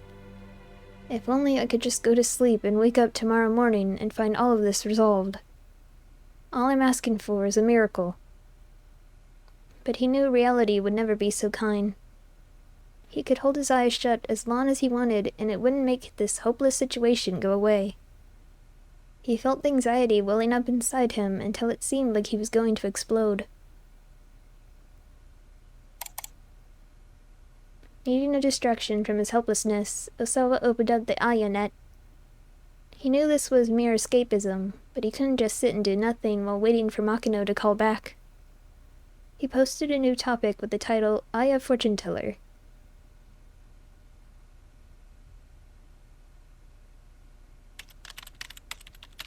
I tried the Aya Fortune Teller. My results basically said I was a bad person who can't connect to the people around me. And you know what? That's exactly right. I'm only interested in my own little world. That's probably why my wife and my assistant at work got so fed up with me. It's the same with my 2 daughters. What sort of things are they interested in? Do they have a lot of friends? What are their aspirations for the future? I don't know any of those things. It never even occurred to me to find out. I'm such a terrible father.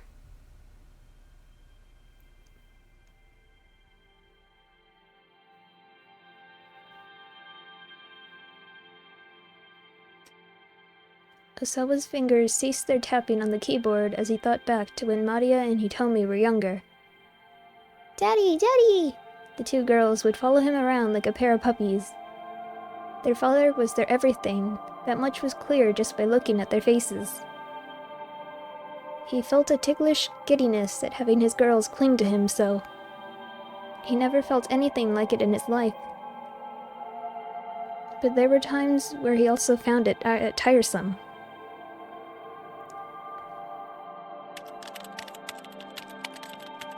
I'm sick of being the person I am. There's nothing I can do about that, though.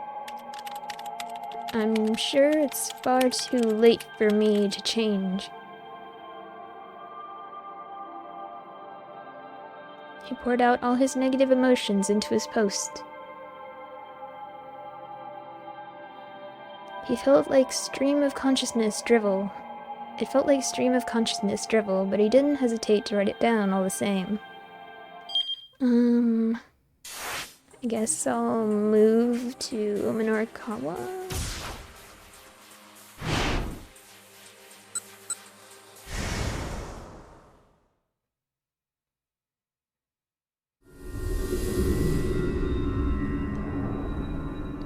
Alright, I'm sorry.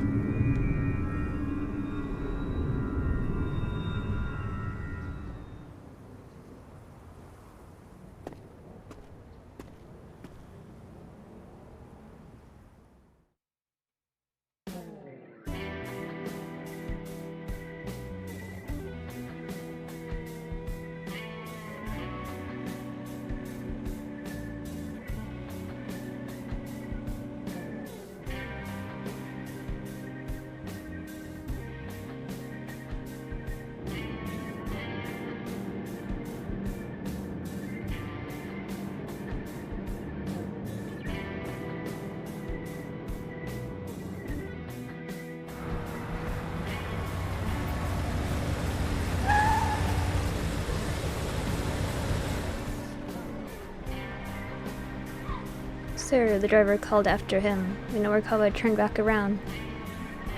Kimizuka was leaning out the window to point at him. It isn't called work because it's fun, sir. The day will be over soon enough. Just hang in there a little bit longer. The driver finished with a knowing grin. Minorikawa cracked a ghost of a smile. Maybe his spirits had been lifted just a tiny little bit. Thank you, he replied. You're a true friend of the working man. He waved half-heartedly, then headed into the building.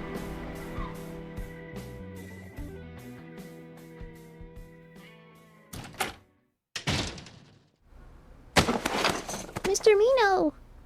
Chiaki threw herself at him as soon as he opened the door to the editing office. News of the explosion was playing on the television. Minorikawa marched straight to his desk and opened up his laptop. While it booted up, he tried to get a handle on the current situation. Where are the folks from the loan company? He asked. They're here, Chiaki said. I have them waiting downstairs. Do they know Toyama's dead? I'm sorry. I kinda let that slip. What about Hana? I'm not sure. I haven't heard from her since she called earlier. With a tiny sigh, Minorikawa started typing on his laptop. By some miracle, his 6 pages of the copy were nearly wrapped up. Still, he needed to do whatever it took to see this job through to the end. That would serve as his final tribute to Toyama's memory. He loaded his copy into the DTP software in order to set the layout. Bit by bit, actual magazine articles began to take shape. Then the editing department door swung open. Hey, snarled the young man who barged in first. He kicked over a stack of books. How long you gonna keep us waiting, huh? Honestly, Segawa, must you be so rowdy? A middle-aged man stepped in alongside him. Are you Mr. Minorikawa then? He added as his eyes fixed on the journalist. He held out his business card. A pleasure to meet you. I'm Masao Ozu from Takarada Financing.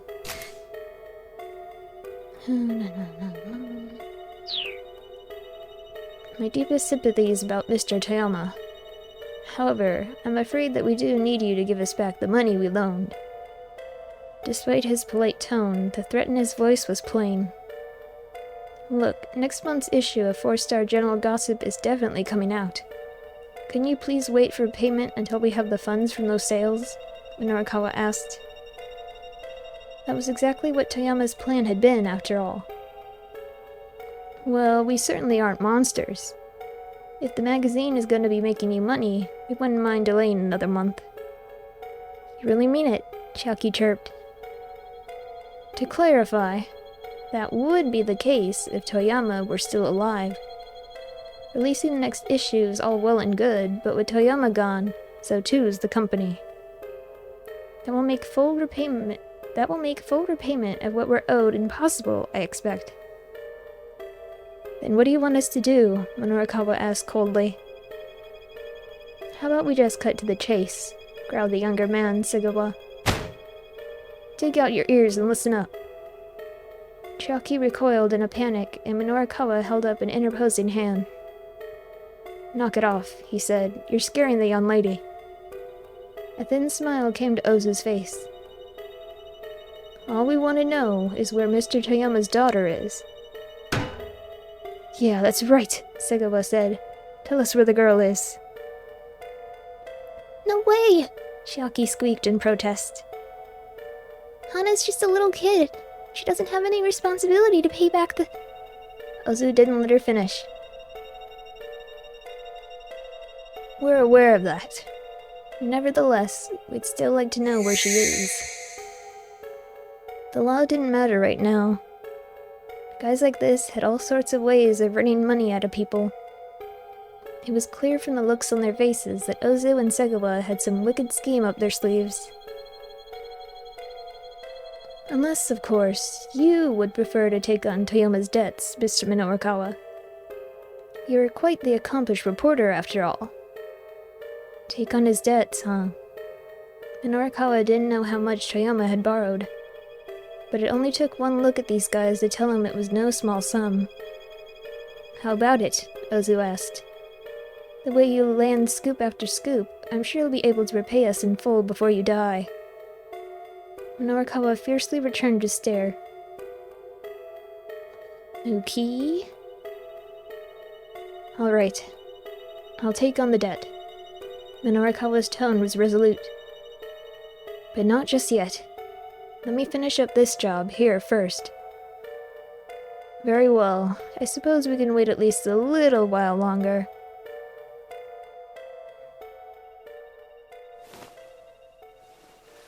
The two men from Takarada Financing plunked themselves down on the editing department sofa. Mr. Mino, please. You can't agree to something like this. If I don't, these guys are just gonna keep threatening poor little Hana. But still... That's none of your concern, he said. What I need to know is, how's your piece on those street interviews coming? But, I mean, those guys... They said it doesn't matter if the issue comes out or not. Don't be ridiculous. When a professional agrees to take on a job, they see it through to the end. Chiaki took his point and scampered to grab the printout of her copy. Minorikawa gave it a quick once-over.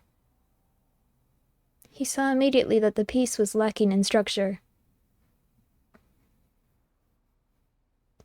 He then read the article a second time, checking the finer details. Several off-theme sentences jumped out at him. This is no good. Rewrite it. He thrust the printout back at Chiaki. Yes, sir. She bowed her head and retreated to another desk. The TV was still on. A news broadcaster's voice suddenly broke through the silence, as well as Minorikawa's concentration. We're live on the scene now. Where an explosion in Shibuya has... Minorikawa gazed blankly at the screen. He found his mind drifting to a particular memory of Toyama.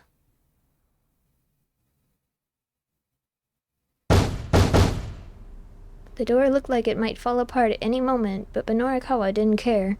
He pounded on it as hard as he could. The Toyama nameplate popped off and fell to the floor. It was hard to believe this dilapidated apartment was the home of a newspaper editor who worked his way up from reporter. Hey, Toyama, get your ass out here! At the sound of Minorikawa's angry shouting, other tenants on the floor poked their heads out of their rooms to stare. He paid them no heed, continuing to call out. Eventually, Toyama opened the door, dressed in his sweats and undershirt. "Quiet down, you moron," he snapped. "Come in." "I hear you tendered your letter of resignation at the paper." Mr. Minorukawa sat cross-legged on the tatami-covered floor. "Tell me why." Toyama quirked a lopsided grin. "You want to know why I quit, huh? All right, lean in close." Minorukawa peered at him dubiously. "Huh, why?" "I don't want anyone overhearing this." Resigned, Minorukawa leaned forward and turned his right ear toward Toyama. The man's warm breath against his cheek was pretty unsettling. At first he had trouble concentrating on Toyama's story. But when the older man got to the crux of the matter, he found himself listening with rapt attention. By the time Toyama finished, Minorukawa was unable to suppress his shock. You're starting your own publishing company?" "Not so loud, damn it." Toyama shushed him with a finger to his lips. He looked around warily, as if there might be spies in his own apartment. "Right, but a publishing company," Minorukawa said again, more quietly this time. "What are you doing for your distributor account?" All booksellers were required to use a wholesale distributor to circulate their publications. To do business with such a distributor, a publisher needed a specialized distributor account. I'm not going to let a company with no track record open a new account with a distributor. I'm sure you must realize that. Toyama grinned, a proud gleam in his eyes. "I know, that's why I bought one." "You bought one?" "A ghost account, belonging to a publisher that went bankrupt. Distributor accounts could go for tens of millions of yen. There was no way Toyama could afford that on his severance pay alone. He must have taken out a loan in order to make the purchase. But the publishing industry was in a slump nowadays. People just weren't buying books much anymore. Starting up a new publishing company was a beyond risky endeavor. And I've already decided on a name for my company, Minorukawa." Toyama's face was positively beaming. "Get this. Heaven Publishing." "Heaven? That sounds fatalistic. The idea is the people who work for me will feel like they're in paradise." For all this kvetching about keeping quiet, Toyama was now exclaiming pretty loudly himself. "I mean, I can appreciate your willingness to take the risk, but surely your wife must have had objections," Minorukawa said. Toyama fell silent. He went and opened up the refrigerator. Minorukawa took a peek inside. Its shelves were mournfully spare, holding little besides beer cans and drinking snacks. Drinking snacks. "The missus left me, took our daughter with her." Those scant few words painted the picture clearly enough. Toyama grabbed a can of beer and tossed it to his guest. "But no more sob stories," he went on. He briskly cracked open his own can of beer. Weak foam bubbled from the top. "Cheers, Minorukawa. To Heaven Publishing's big debut." He'd cast everything aside and was striving for a new beginning. If the man had braced himself for the challenge, it wasn't Minorukawa's place to tell him he was making a mistake. Even if it was an uphill battle, he had little chance of winning. "Congrats, Mr. Toyama."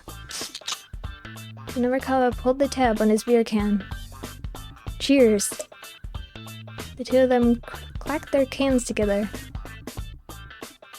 "Kanpai!"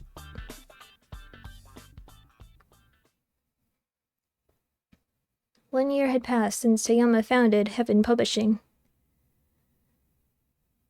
Minorukawa poked his head into the editing office, a bag from the convenience store in hand. "Hey boss, how's business?" "How does it look like it's doing?" Toyama said amidst a veritable amount of returned stock, his expression bleak. Bookstores do not purchase the books they sell. The books were all bulky, non-fiction tomes. Not exactly the sort to fly off the shelves. The man couldn't even muster a smile for the reunion. It's been like this for every non-fiction book we've put out. Wow, starting right off with the bleak stuff, huh?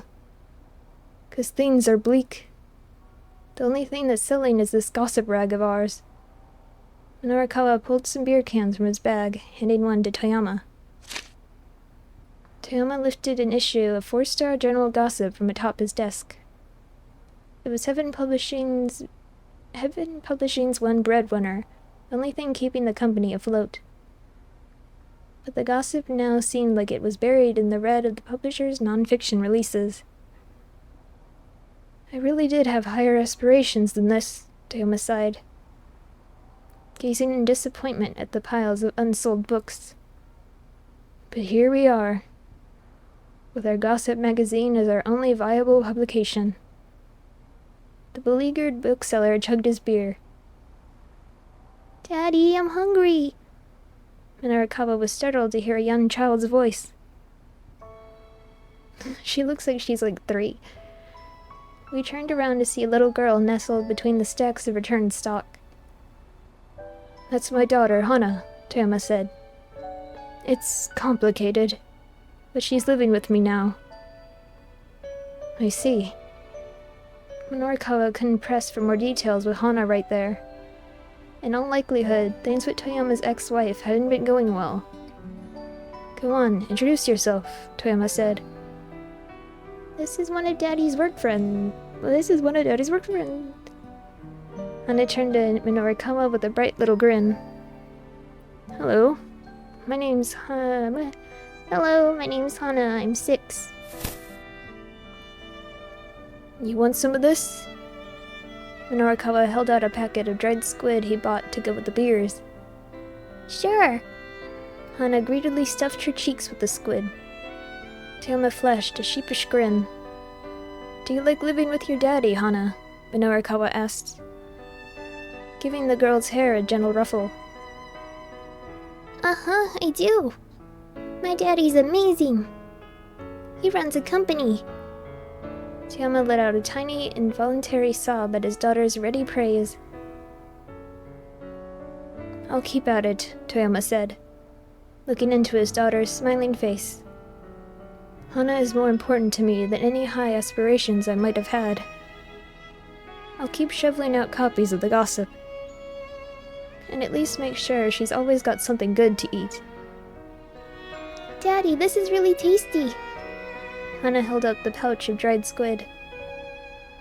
Tears welled up in Toyama's eyes. Next time I'll make sure she has some sashimi instead of something like this. Hey, what do you mean, something like this? Minorikawa grumbled. I'm the one who bought it. Toyama and his daughter laughed together. It was a heartwarming sight, Minorikawa thought, a father and his girl getting along so well. Toyama might have been a hard-hitting journalist. When he came home at the end of the day, he was just daddy. It was only natural for the man, as a father, to put his child above anything else.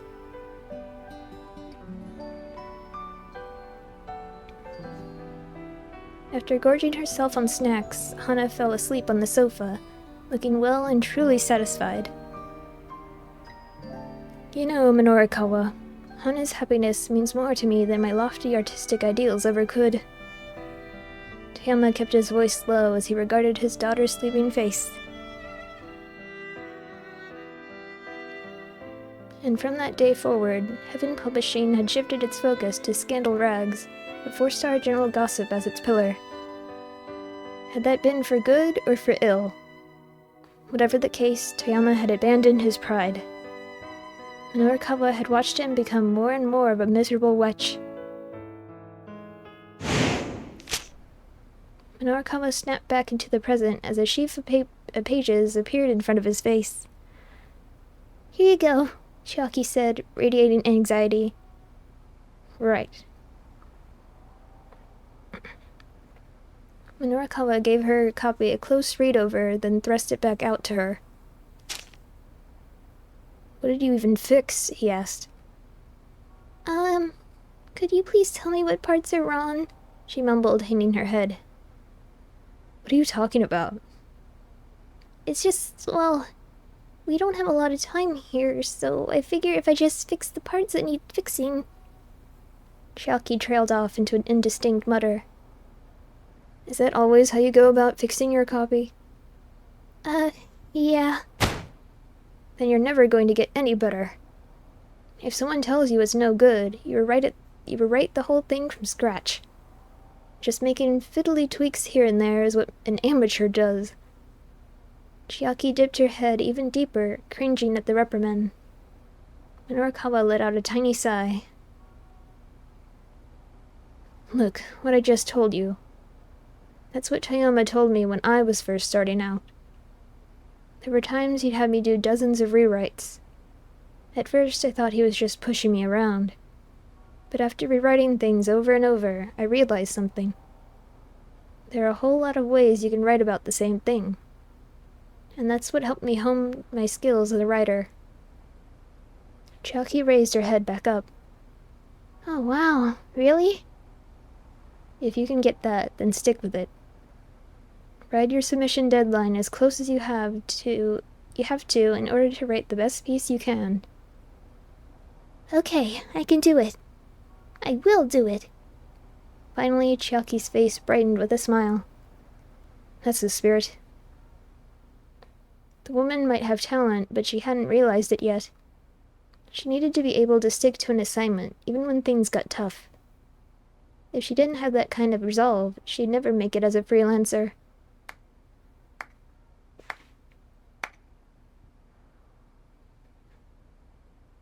Oh, how touching, Ozu chimed in, applauding. I'm almost moved to tears. They'll make a movie of this for sure.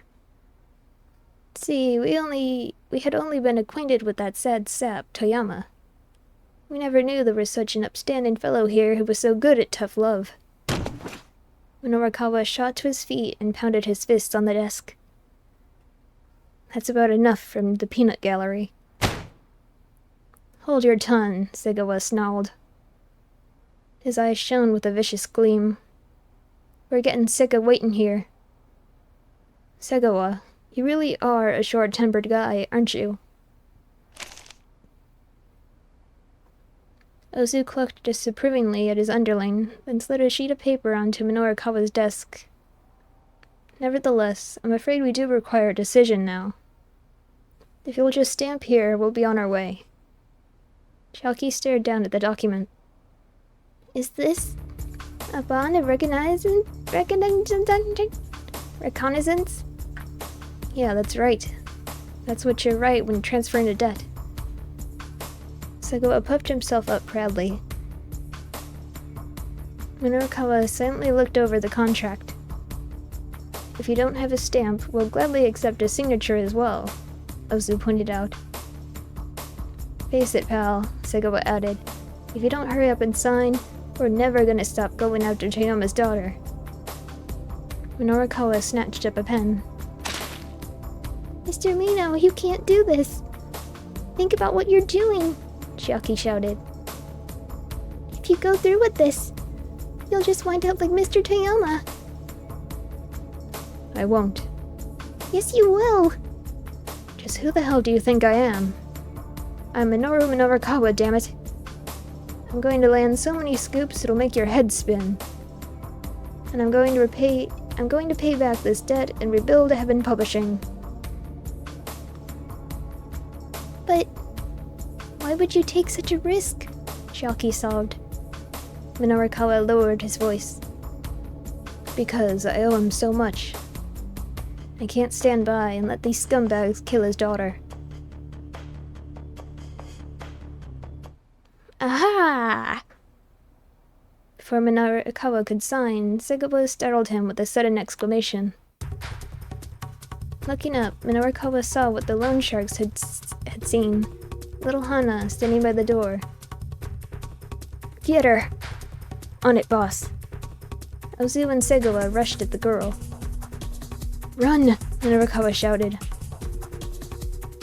Hana bolted right back out the door, but Ozu managed to snatch her up just as she reached the stairs. Let's be on our way, shall we? A vile grin came to Ozu's cruel face as he headed down the stairwell. Stop! Let her go! Minorikawa rushed after them, trying to grab the girl, but Segawa drove a punch right into his face.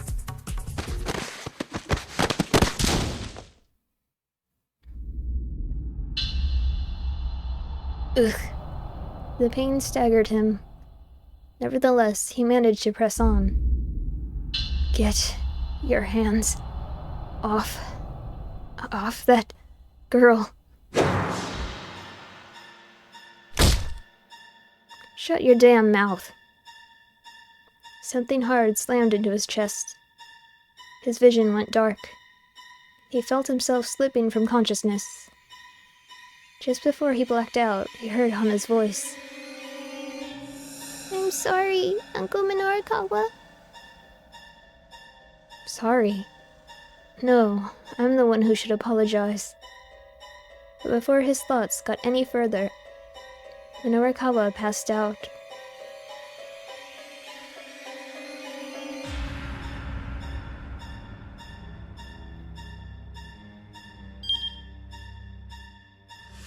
Someone brought her to publishing, it was a mistake.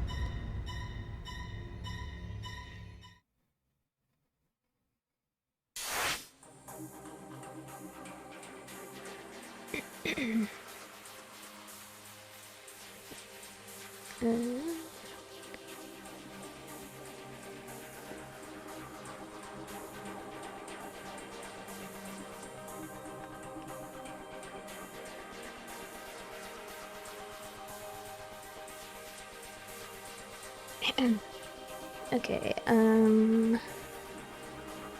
Kano.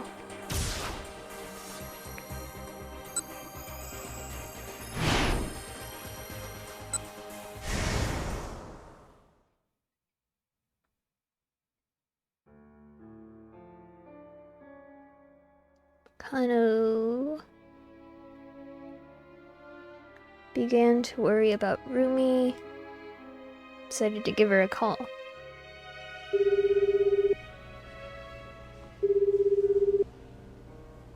The phone rang several times before it went to voicemail.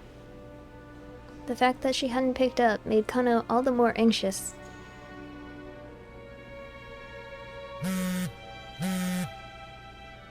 He was still staring at his phone when he got a call of his own. When he peered at the incoming call display, his heart nearly stopped. There was Tateno's name.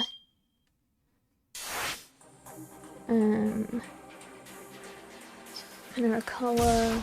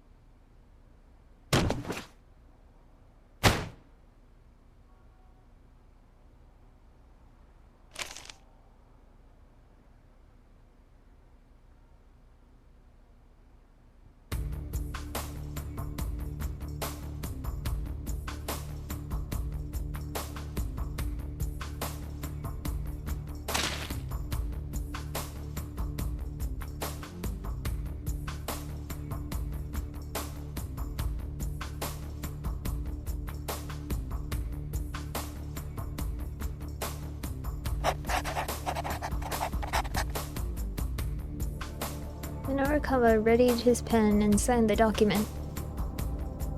"Alright," Segawa cheered. "Now we're talking." A satisfied grin came to Ozu's face as he reached for the contract. Before he could pick it up, Chiaki snatched it from the desk. "I'm not letting you do this!" Crumpling the paper, she stuffed it right into her mouth. "Hey!" Segawa snapped. "What the hell are you doing?" He tried to force Chiaki's mouth open. "Don't you dare, you bitch!" But despite his frantic efforts, Chiaki managed to gulp the wad of paper down. Segawa blinked a few times. "Oh, you did not just do that." Ozu looked on, dumbstruck. "Guess we gotta get a new contract from the office boss." "Bring as many as you want," Chiaki declared. "I'll just keep eating them." "Girl, you some kind of damn goat or something?" "Please do not feed paper to goats. Segawa shoved Chiaki up against the desk. "Oh, cut it out! That hurts!" As she struggled to resist, Chiaki lurched toward the desk, planting one of her hands atop the TV remote control. One of her fingers happened to land on the volume up button. The sound from the television set soon hit max volume. We have just learned that the explosion earlier claimed the life of one man. While police have stated that there is a likelihood of foul play at work, they are also pursuing leads that this was a potential suicide. They hadn't released a name, but they must have been talking about Toyama. Feeling the impact of his mentor's death all over again, Norikawa slumped back in his chair, his body languid and lifeless. Still, there was one thing he could do for the friend he'd lost. "Drop a new contract." "I'll sign it." "Mr. Mino!" "Don't argue with me. I've made up my mind." Chiaki fell silent. "No reneging on our deal now," Ozu said with a nasty sneer. "I do hope you don't get any funny ideas about running out on us." But Norikawa didn't need the warning. He had no such plans.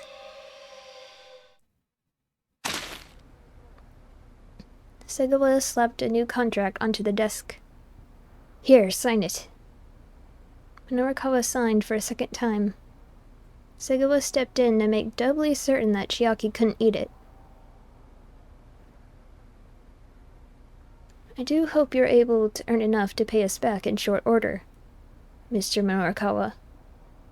With a satisfied grin, Ozu smacked him on the shoulder.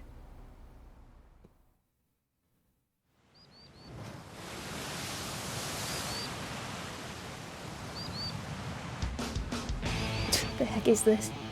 Norikawa stood on deck as his ship set out across the rolling waves. In order to pay back the loan as soon as he could, he had to quit his financially unreliable career as a freelancer. For over a year now, he'd been sailing the seas, tossed by wind and waves as he went in pursuit of his new goal. But as Norikawa gazed out over the vast, wild ocean, his eyes shone with the self-same gleam that had lit them in the days as a reporter chasing after the truth. With pen exchanged for fishing rod, he sought a brand new destiny. Forge onward, Norikawa, for the diamonds of the sea, the rare bluefin tuna.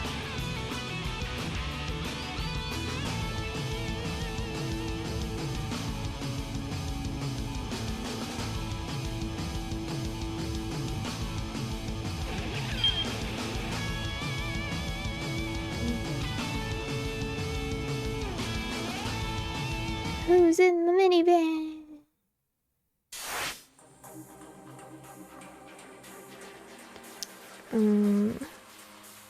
Norikawa.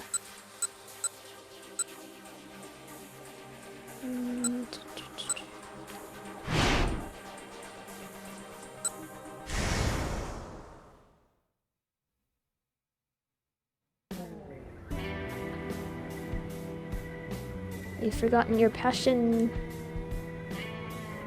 You've forgotten your passion. You need to get that back. Yeah, that was his only option, really.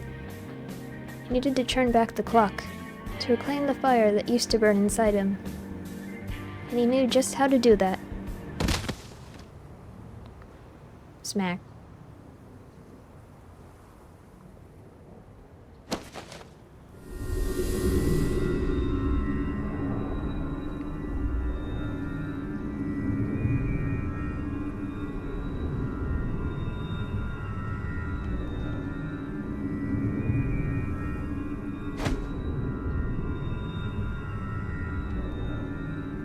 I'm sorry.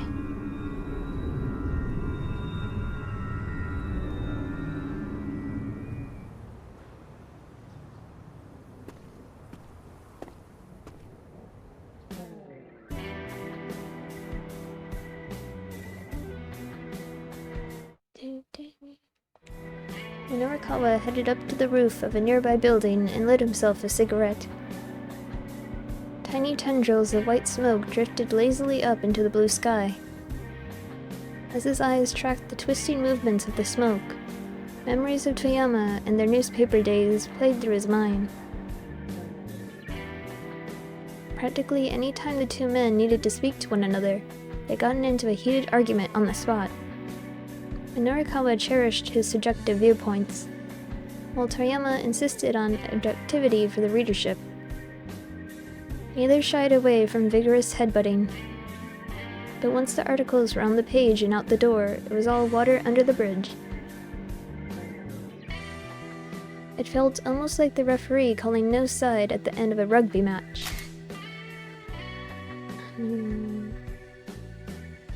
Okay.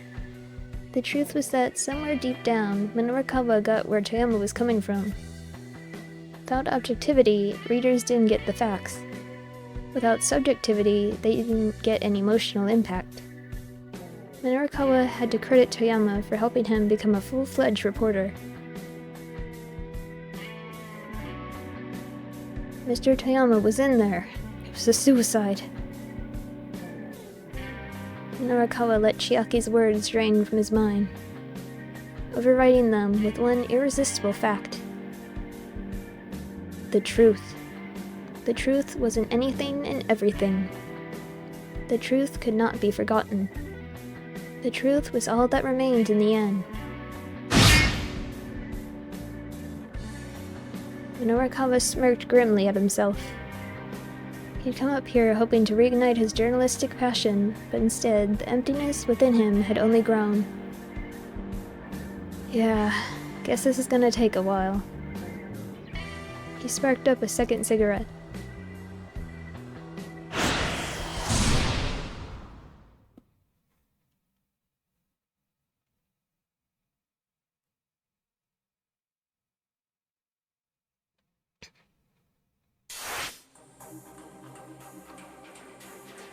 Kano...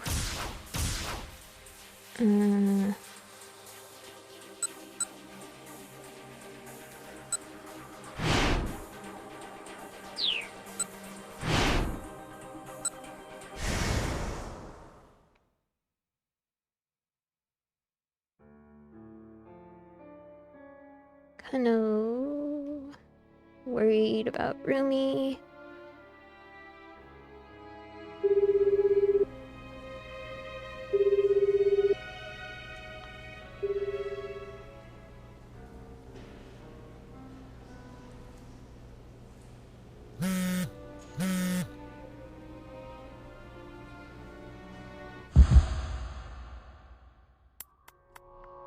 Tatena's name. Kano quickly pressed the button to accept the call.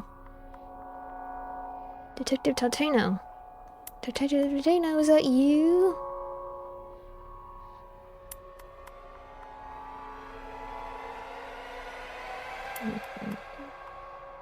I've secured Maria Sawa.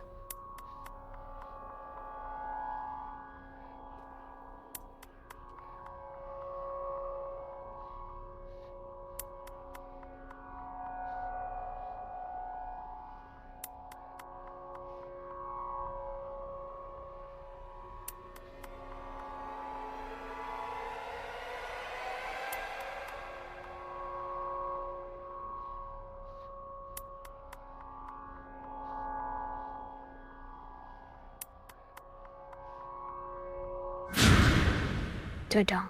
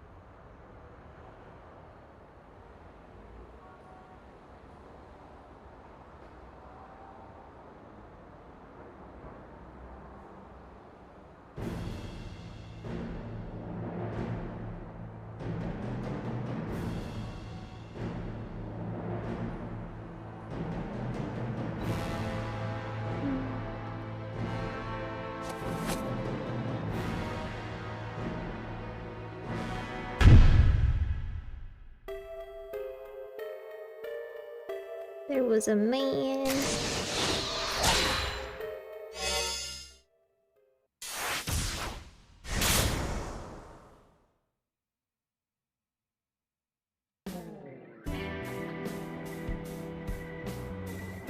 From the edge of the rooftop, Minorikawa gazed down at the city below, no longer aware of the passage of time.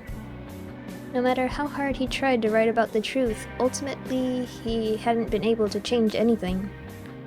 So what had it all been for?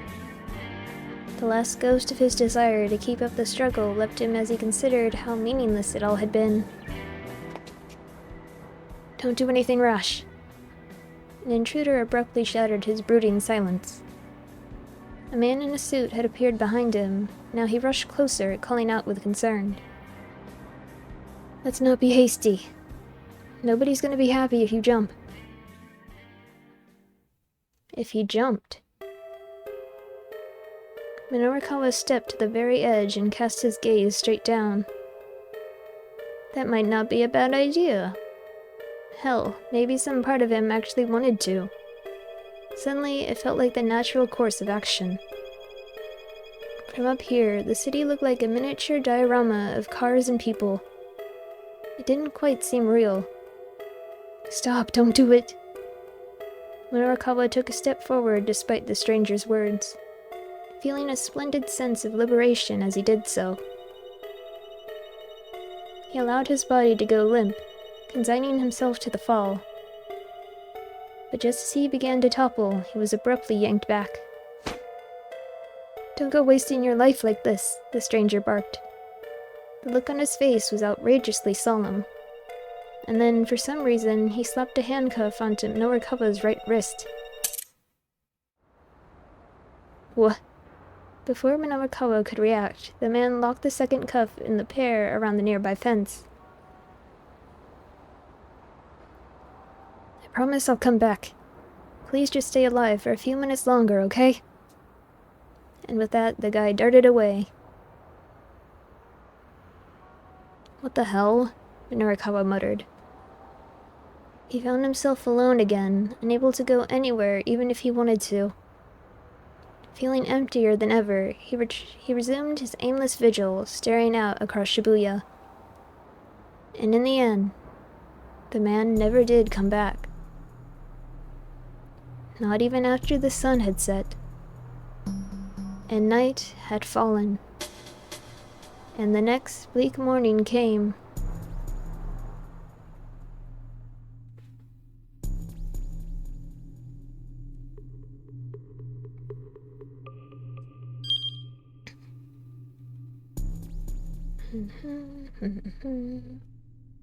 Maybe now's the best time to reminisce about the past.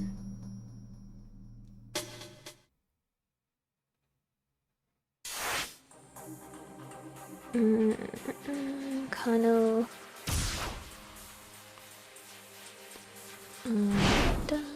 Maria.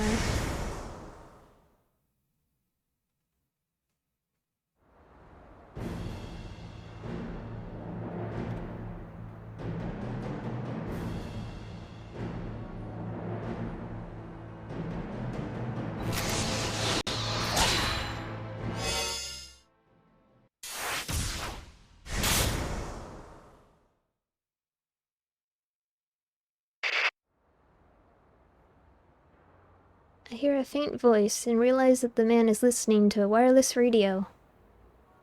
I've managed to secure Hitomi Osawa at Shibuya Central Hospital, the voice says. A gleam comes to the gunman's eyes. He pulls his cell phone from his jacket and hurriedly makes a call. I've secured Maria Osawa, he says to whoever's on the other end. Huh? Maria Osawa? Is my name Maria Osawa? You need to bring Hitomi Osawa to my location at once. Hitomi Osawa. If I'm Maria Osawa, what sort of relationship do I have to Hitomi?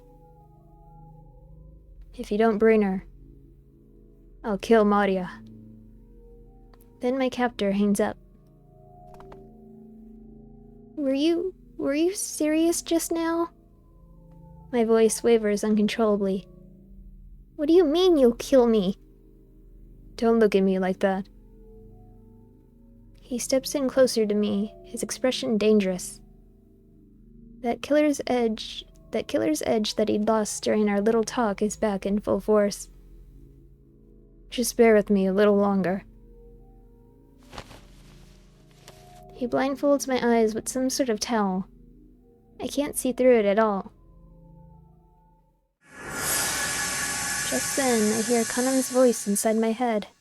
My memories are like shards of broken glass, tumbling through my mind, all out of sequence.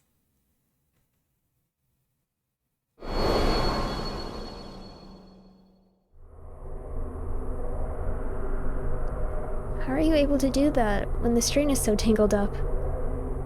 Oh, once you know the trick to it, you can do it with your eyes closed. I'm showing Kanan how to do a cat's cradle. She reaches out for the string. Huh? She doesn't get hold of it quite right. What gives? Despite her efforts, the string gets all jumbled up. No, not like that, I say.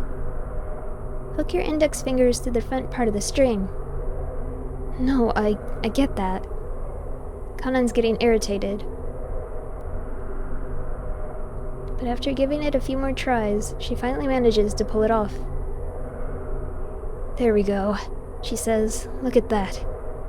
Seeing her innocent little smile bolsters my own spirits. That's neat. Thanks for teaching me. Oh, it's nothing special. Here, as a thanks, let me teach you some skills to help protect yourself.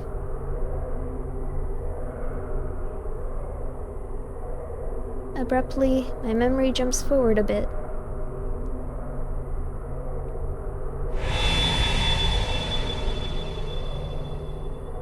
Kanan has been training me in some form of self-defense. Don't go near dangerous places. Don't overthink it, she says. People will either try to punch you, kick you, or grab you. If you can stay ready for those three things, you'll be able to take it from there. She demonstrates some defensive movements as I watch. I follow suit, doing my best to mimic her. Okay, let's do this. Kanan throws a punch at me. I dodge, grab her by the wrist, and give her arm a hard twist. Incredibly, she goes whirling through the air. She lands nimbly on her feet, a little grin coming to her face. Nicely done, she says. I stare down at my own hand. Did I really just do that? Once you repeat the movements enough, your body will treat them like second nature. I do as she says, trying to repeat the movements over and over. At first it feels like a silly gimmick, but eventually I can feel the motions growing smoother. There you go. People like those thugs we met before won't get the drop on you again.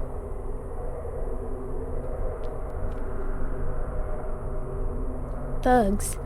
Now my memories zip further back into the past.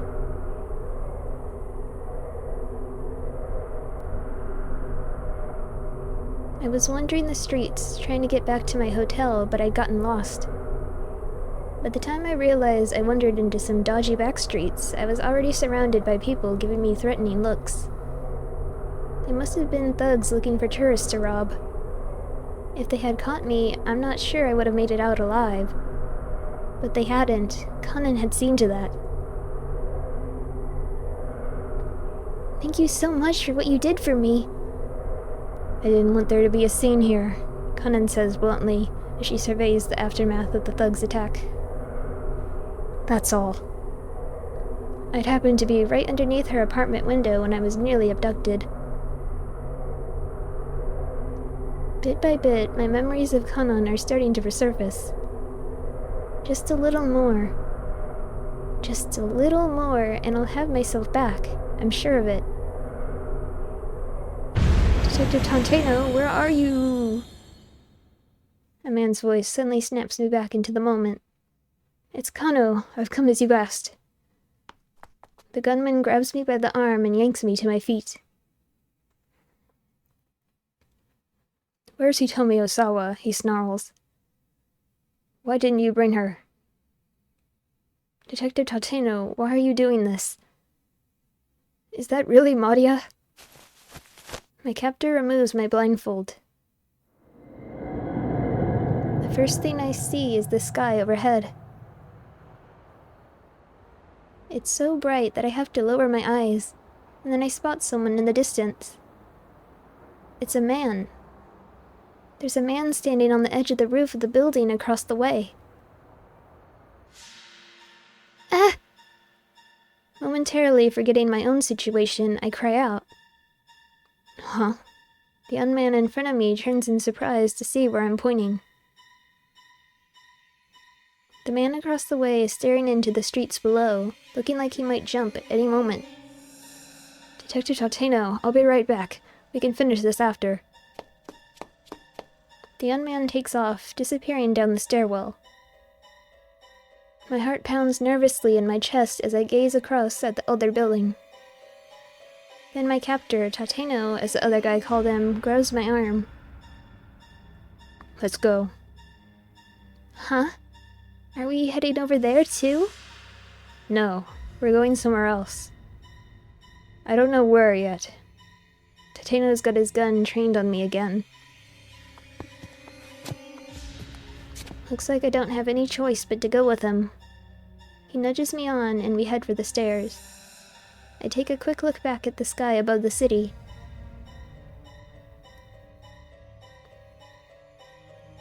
This may be the last time I ever see the sky. For some reason, that thought resounds inside my head.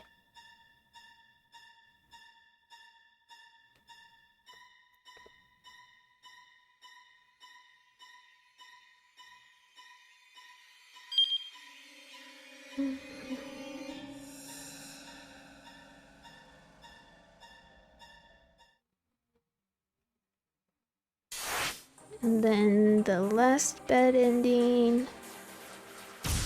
Norikawa.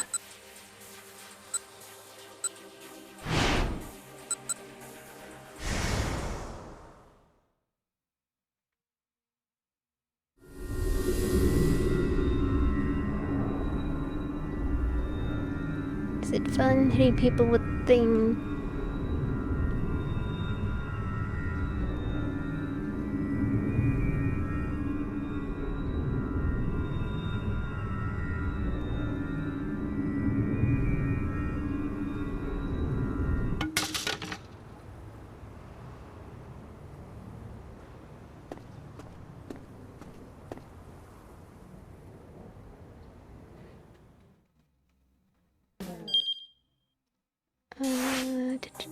Achi.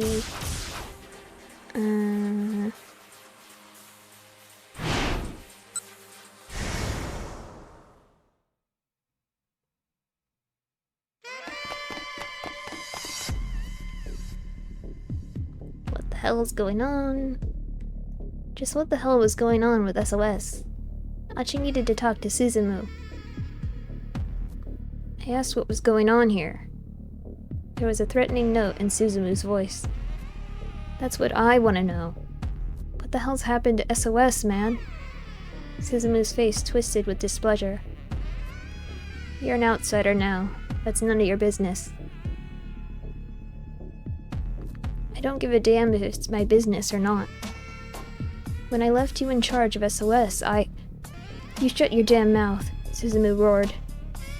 Yeah, that's right. You left me in charge. So don't you dare give me any lip now about how I run things. His sudden ferocity left Achi at a loss for words. You're not the one busting your ass out here. I am. Suzumu stalked toward Achi, his face red with emotion. I've had to work so hard to keep things going with you gone. Do you have any idea what it's been like? Do you know what I've had to put myself through to keep SOS together? There was nothing Achi could say to that. He just kept his mouth shut and let Suzumu talk. You were gone. I thought maybe I could do things like you did. All at once, Suzumu seemed to deflate a little, on his head hiding his face.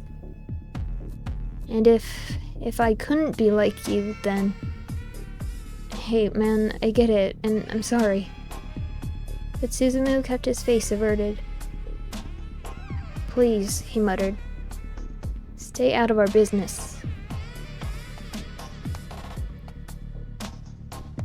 Then he turned on his heel and headed off without looking back. Achi watched him leave, feeling a painful sting.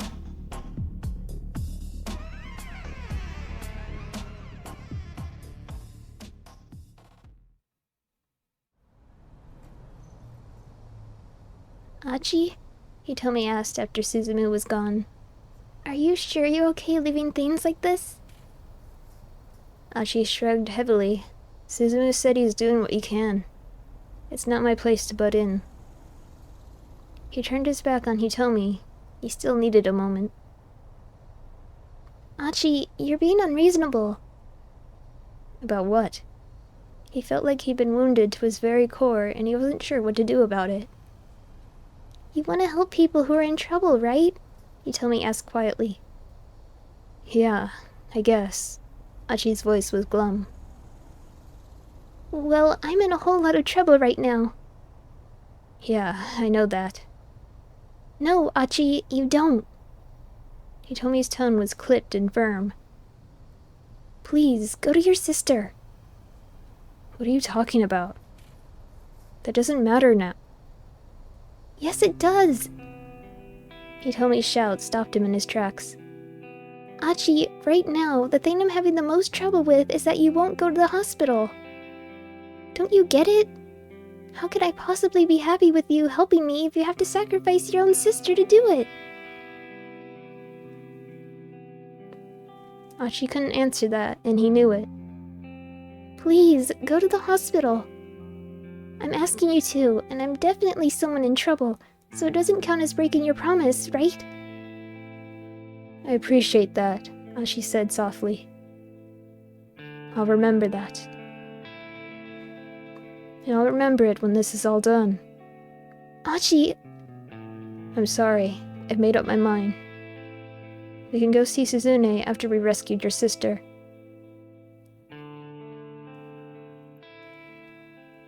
Hitomi looked like she had more to say, but Achi grabbed her by the hand and dragged her off toward Endo Electronics.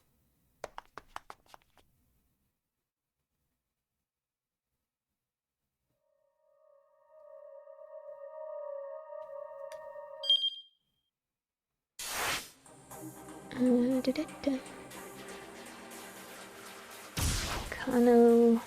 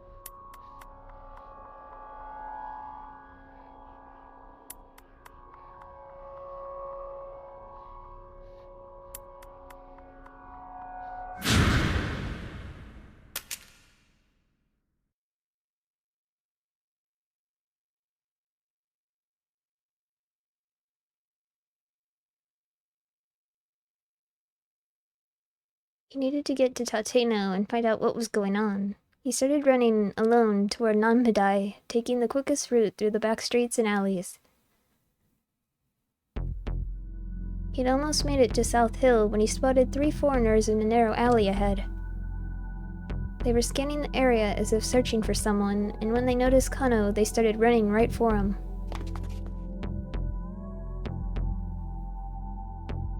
They were all dressed in the same kind of black clothes Al-Kran wore. Kano recognized them at once, syndicate members who had taken part in the ransom relay. In a matter of moments, they had him cornered. "Out of my way," he said. "I'm in a hurry." But either they didn't understand him or simply didn't care to respond. Instead, they moved in to attack, pummeling him with fists and kicks.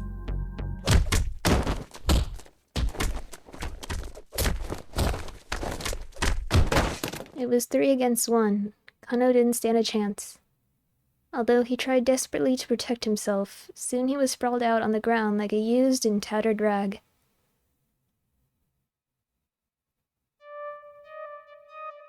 The men left him where he fell. As they jogged into the distance, he could see them searching again. The deserted alleyway grew quiet as a storm's aftermath. "I need to get to Tateno." He strained to reach out for his cell phone, but he couldn't move any of his fingers.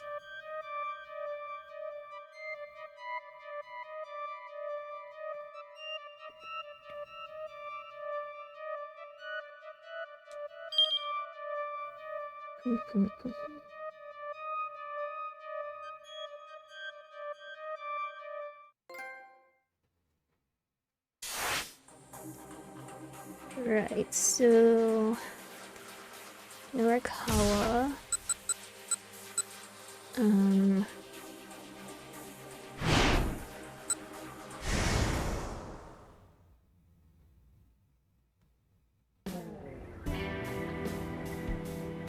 Stand up.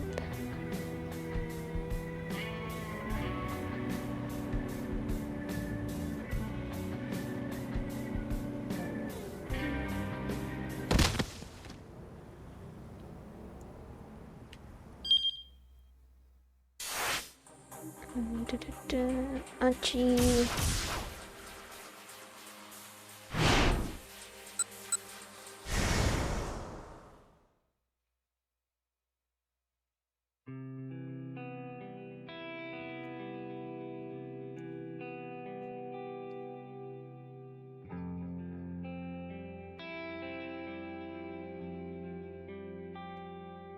So yeah, how about we drop by the hospital for a bit? The emotions Achi had been trying to hide now came willing to the surface. We'll go see Suzune, and after that we can go look for your sister. Would that be okay with you? That would be more than okay with me. And at long last, Hitomi smiled at him. Back in sync with each other, Achi and Hitomi headed to the hospital.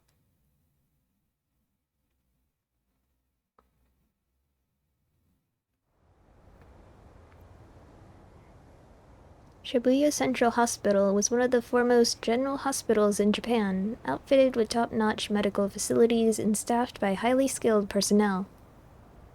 Individuals like Suzune with rare blood types were sent to the hospital from far and wide because of its cutting-edge hematology center. Achi asked Hitomi to stay in the waiting area while he headed on into the hospital proper. From the visitor's entrance, he passed by the nurse's station, then entered the cardiovascular medicine section and walked along a row of examination rooms.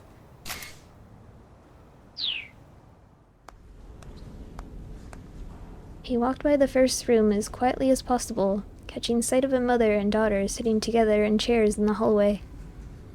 The mother was crying softly.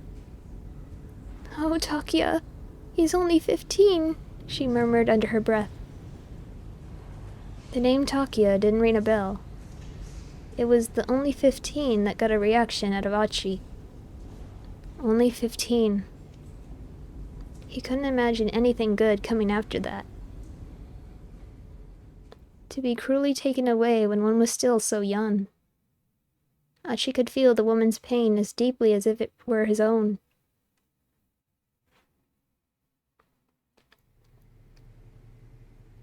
When he reached Suzune's room, Dr. Seiki, the attending physician, explained her condition. The doctor did his best to keep his explanation simple, but Achi was too worked up to process much of what he said. He did manage to wrap his head around a few things.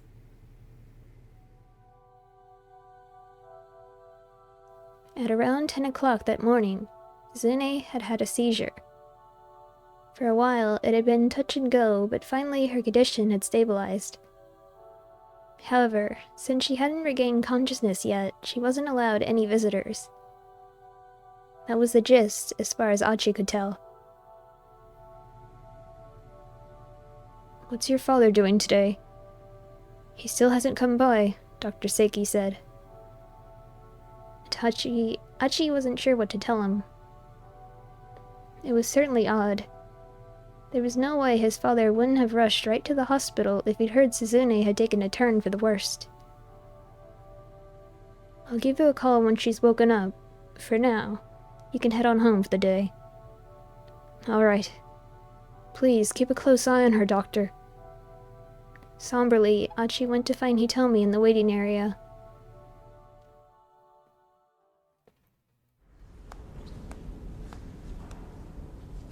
Outpatient reception had closed for the day, leaving the hospital quiet.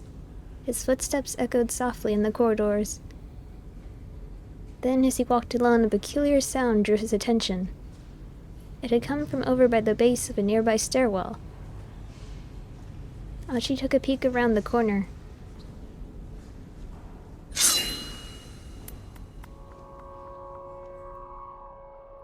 Kanon? The sight that greeted him nearly made him gasp aloud. In the dim light up ahead, he saw Kanon, and she had some white guy pressed against the wall, a knife to his throat. Achi quickly yanked his head back out of view. Could it be? Was this the man Kanon said she was after? Achi had to resist the urge to go charging out there. Some amateur heading in half-cocked might well be more of a liability to Kanon than any sort of help. He heard her mutter something to the man in English. "We know nothing about Alfred's background, nationality, sex, age." Achi could just barely make out the words, but since it was all in English, he had no idea what they meant. But we do know that whoever they are, they have contacts to Langley.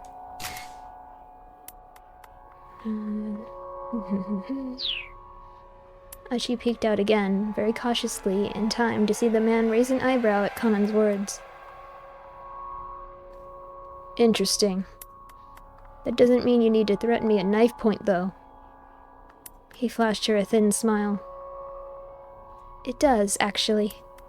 Because I happen to know that you're a CIA agent."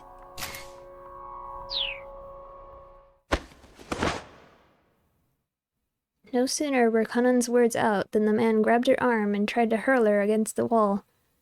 Just before her head connected, though, she jackknifed her upper body forward, then planted both feet against the wall and kicked off with tremendous force.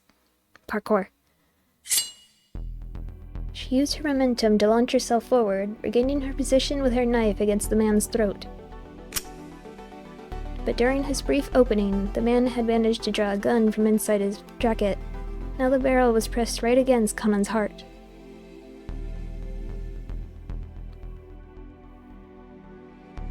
Achi swallowed the lump in his throat.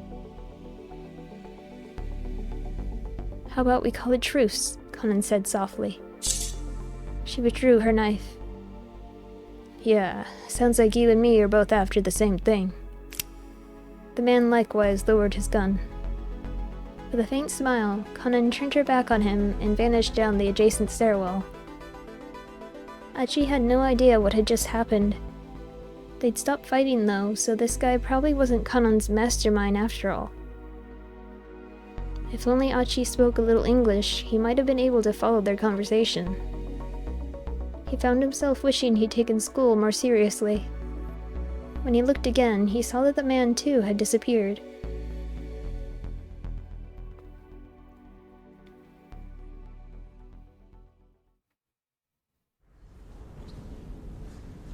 Hitomi stood up from her chair as Achi hurried into the waiting area. "How's Suzune?" she asked. For now, she's not in any immediate danger, they said. That's good to hear. But more importantly, Conan was here just now. What? Why? I'm not sure. I'm not smart enough to figure that out. Achi slumped his shoulders. Huh? What? I'm not quite sure what you mean. Exactly. I couldn't understand anything she was saying. Hell, he couldn't even figure out how to get through to Hitomi. May I have a moment? A voice spoke unexpectedly from behind Achi. His breath caught in his throat as he turned around. Standing there was the man Conan had been struggling with. What's up? Achi asked. He tried to sound as nonchalant as possible. But the man wasn't looking at Achi. You're Hitomi Osawa, is that right? Yes. Hey, Achi snapped. Keep your distance. He stepped protectively in front of Hitomi. This guy. He's not what he looks like. Achi clenched his fist and adopted a defensive posture. Huh? Hitomi seemed panicked. Achi said, I don't know who he is, but he's not our friend. The man calmly reached into his jacket pocket. Fearing he might be about to draw his gun, Achi raced for action. My name is Jack Stanley. I'm a security assistant officer with the U.S. Embassy. Achi held back his punch as the man held out his ID card. Embassy? What does someone from the U.S. Embassy want with me? Hitomi asked timidly. You're being targeted by a dangerous criminal. I'm here to take you into protective custody. Custody? Custody? Achi's temper flared. Buzz off, pal. We're busy here. Busy searching for Maria Osawa? Stanley asked. Achi and Hitomi exchanged glances. I know the full details of the trouble you currently find yourselves in. Well, right then, Achi said. Then you should know we don't have time to get taken into custody. I'm afraid you don't understand the situation we're dealing with. We're up against a dangerous international criminal here. Taking reckless action is only going to put her life in danger. Don't be a fool.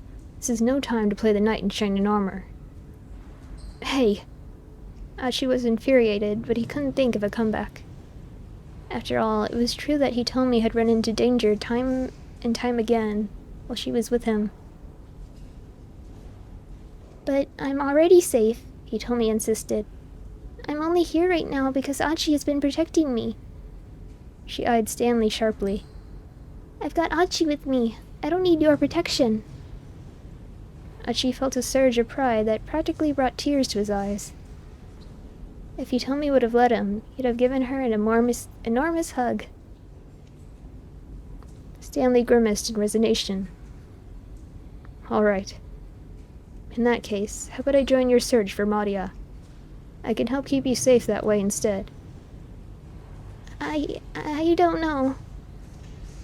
Hitomi grabbed hold of Achi's sleeve. The Stanley fellow didn't have the most trustworthy face, Achi thought. But he realized that he might be biased after being chased around by foreigners all day. After all, if this guy really were after Hitomi, he'd probably have already made a show of force. Not only did he have a gun on him, he was sufficiently skilled in martial arts to hold his own against Conan. He'd had no trouble taking down a single unarmed opponent like Achi. Hitomi, I get the impression this Stanley guy is not our enemy right now. Hitomi gave a slight nod. Alright. I trust your judgment on this, Achi. Now then, what's the plan from here? Stanley asked. Not wandering aimlessly around town, I hope. There was a trace of snideness in his voice. You can just keep your mouth shut, Ashi replied. We can wander around town all day if we feel like it. Two can play this snarky game, he thought to himself. Poor Hitomi looked distressed. Very well, if that's what you want, I can stay quiet. But first, I need to inform the police that I have Miss Osawa in my custody. Wait, hold on, Hitomi blurted. That isn't a good idea. Stanley inclined his head. Why's that? Well, since you already seem to know most of the story... Hitomi quickly explained the kidnapper's threat and described the search for the minivan. Stanley remained quiet, listening with obvious interest. I see, he said when she'd finished. Still, when that minivan exploded, didn't that make your promise to the kidnappers a moot point? Hitomi nodded. I suppose it did, didn't it? Let me ask just one more question. Do either of you know a detective by the name of Tateno? No. We haven't run into any detectives. Yeah, exactly. The only guys we seem to run into are guys who are after Hitomi. I see. A grim expression crossed Stanley's face. Right. I'm gonna get in touch with the investigation task force. I'll have them contact your parents for you. Would you mind speaking with them so that they can confirm it's really you? Sure, alright, Hitomi said. Stanley got on his wireless and described their current circumstances to the police.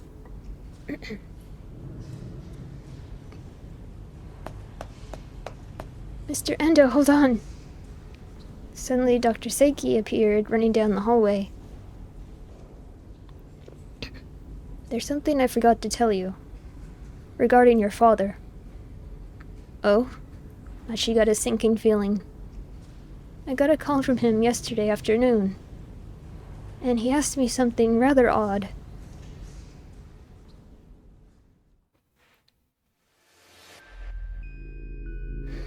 Preparations for a transplant.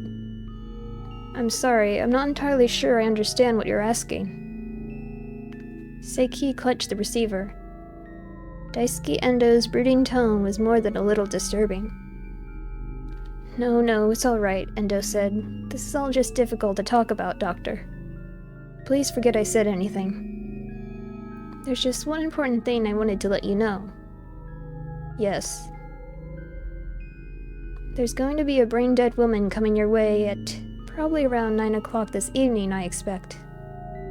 Her blood type is Bombay. Bombay was the extremely rare blood type that Endo's daughter, Suzune, possessed. Any transplant donor for Suzune would also need to have the Bombay blood type. Since she has the same blood type as Suzune, the transplant itself isn't an issue, Endo continued. The only thing I'm concerned about is whether the procedure can be done within the limited time window. And I hate to trouble you, but I just called because I think it would be best to prepare for the surgery as soon as possible.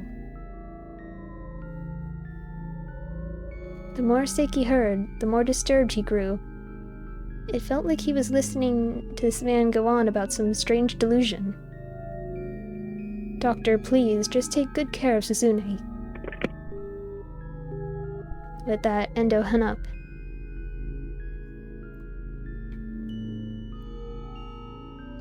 Achi kept quiet as he listened to Dr. Seiki tell his story. Of course, that was yesterday, and I still haven't heard anything about a brain-dead girl turning up. After all, only God would know when someone would wind up in a state of brain death. But still, there was just something very strange about what your father said. It was as if he was certain that someone was going to wind up brain dead, or... Just stop right there, Achi exclaimed. Stanley and Hitomi turned in surprise. They were still in the middle of their wireless call to the police. "Don't get me wrong," the doctor said hastily. "I'm not trying to imply that your father would hurt anyone. What I'm worried about is your father's mental state and—" "No," Achi interrupted him again. "That's not it." His own words from earlier spun within his head. "So long as we have these cameras, this guy has nowhere to run." The security cameras. "I'm sure this is the place."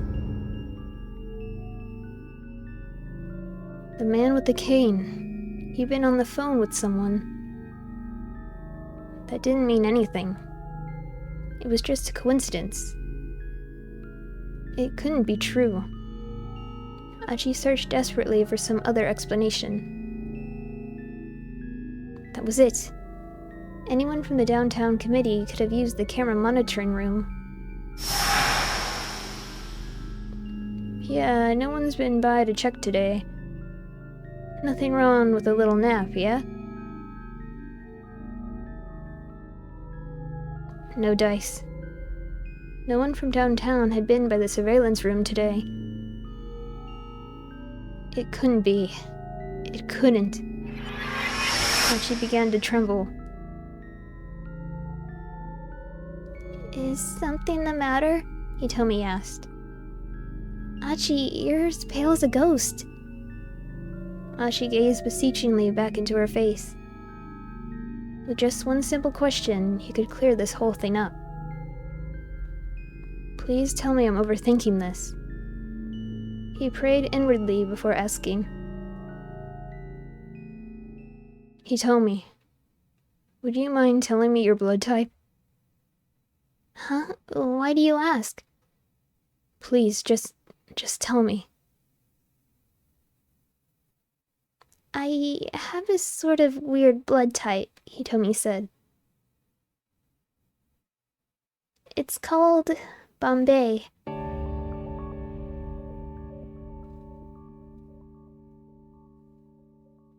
The last piece of the puzzle fell into place.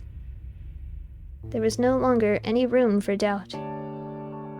Achi found himself facing a sad and painful truth.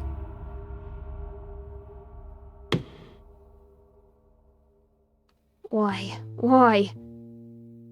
With an anguished scream, Achi punched the wall as hard as he could. But his fist still didn't hurt as much as his heart. Dad, why?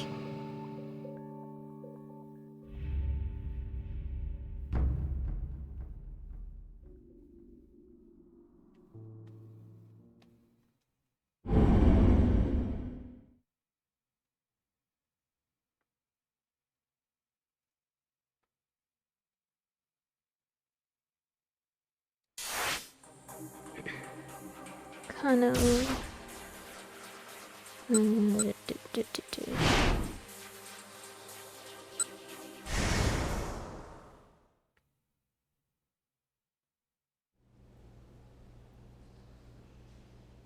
Releasing the name should be fine. I think releasing the name should be alright. There was still a lot they didn't know about Tanaka. The fact that the final stop for the ransom relay was Tanaka's condo implied some sort of connection between him and the kidnappers. But they still had no idea what his role in the abduction might have been. They also didn't have any motive for why Tanaka would be helping the kidnappers in the first place. By sharing some of what they did know with the public, they might be able to garner some new leads. You'd release the name? Alright then. Without another word, Kuze headed back toward the conference room.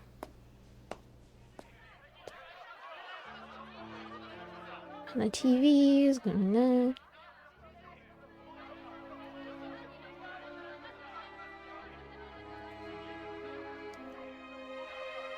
Oops.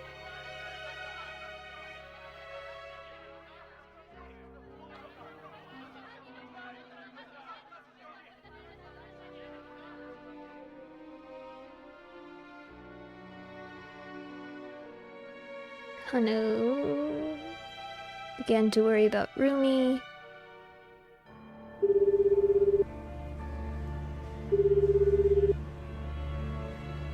The phone rang several times before it went to voicemail. The fact that she hadn't picked up made Kano all the more anxious.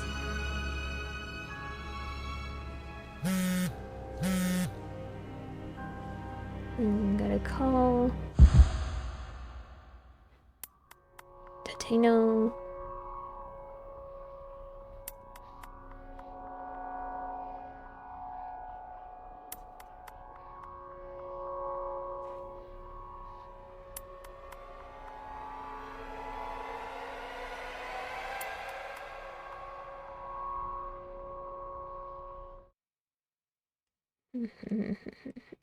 Whoops.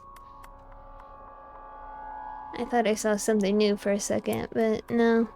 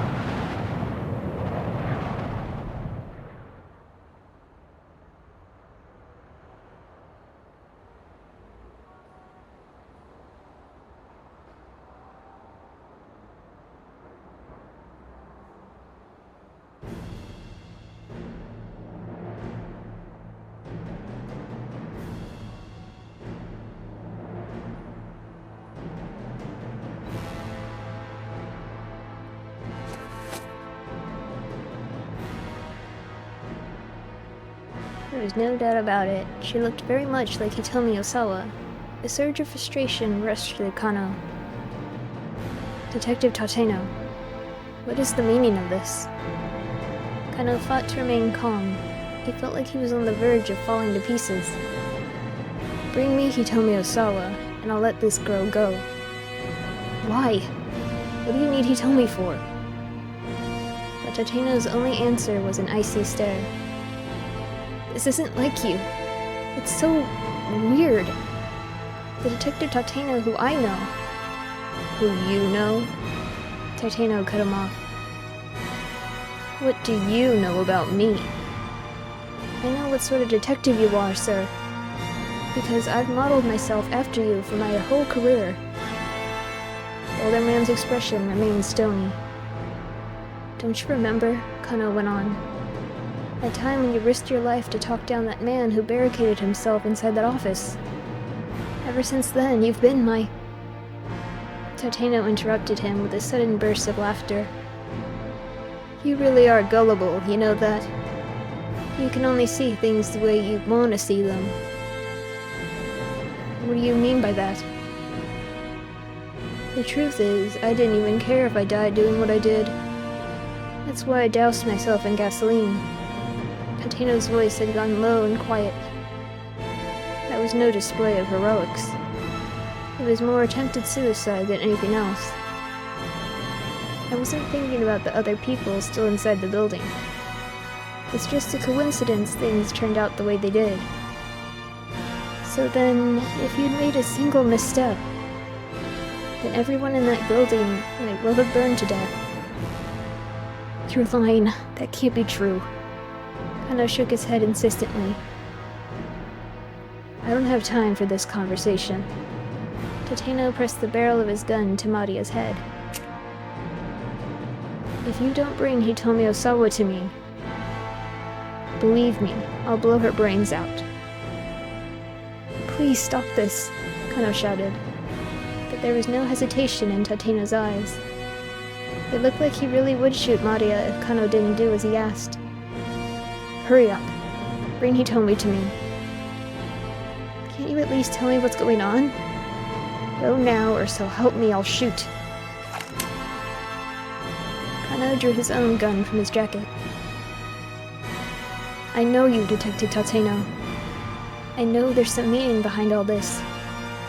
Kano's words came out as an imploring croak. You think you can shoot me, Tateno spat. Letting Alcaran go free. Taking Maria a hostage. This has to mean something.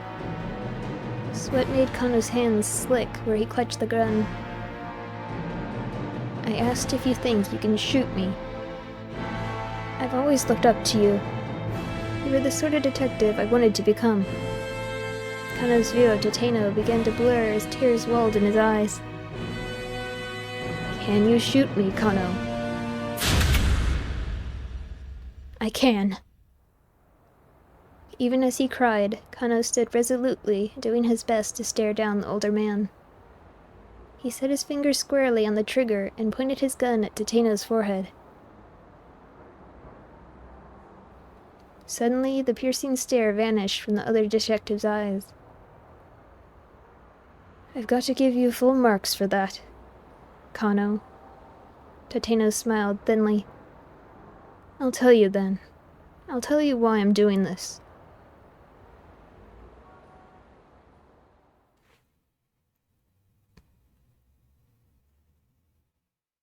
It all happened 17 years ago. A meth addict had assaulted someone in Shibuya. Tateno was questioning people around Dogenzaka in search of the perp. He happened to pass by Endo Electronics. Oh hey, Tateno. It was Katone Endo, clad in pristine white. Clutched to her breast was her daughter Suzune, only a few months old. It's been a long time, Katone said. She flashed a tiny smile. Yes, it has, Tateno replied with a clumsy smile of his own. Are you on the job? Yes, I am. Katone recoiled slightly at the dour look at Tateno's face. Is something the matter? There's an armed criminal hiding out somewhere in the area. What? I wouldn't leave the shop for a while if you can avoid it. But I have to go to the bank to deposit some money. Surely you can have Daisuke go do it. Daisuke. He's away on a repair job and hasn't come back yet. Tateno let out a one-note sigh. I see Daisuke still does things his own way. Alright, let me escort you to the bank. You mean it? I'd feel a lot safer having you with me. Katone flashed him a smile so wide that Tateno thought he might lose himself in it. Tateno, Katone, and Daisuke were childhood friends and had gone to school together up through high school. Tateno and Daisuke were always clowning around together. And Katone was always there alongside them, laughing.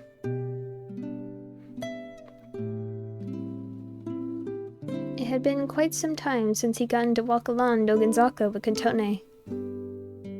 How have you been lately? Well, with a newborn to look after, it's been pretty hectic. But there's never a dull moment. Things have been good. I'm glad to hear it. Katone was always as bright as a sunflower. Sometimes Tateno managed to convince himself that just the sight of her was enough. Outside the bank, Katone held Suzune out to him. Tateno received the baby with an anxious frown. What's with the face? I'm not good with babies. I haven't held one very often. Oh, you'll be fine, don't worry. Just hold on to her for a minute while I take care of things inside. Alright. He held the baby gingerly, like it was a bomb that might explode at any moment. Katone chuckled softly. Suzune stirred and squirmed in Tateno's arms. She kind of has Katone's eyes, he thought. It was strange, the sensation of holding a child. She was so soft and light, and yet such a real and responsive presence. The faint warmth of her body warmed Tateno inwardly in turn.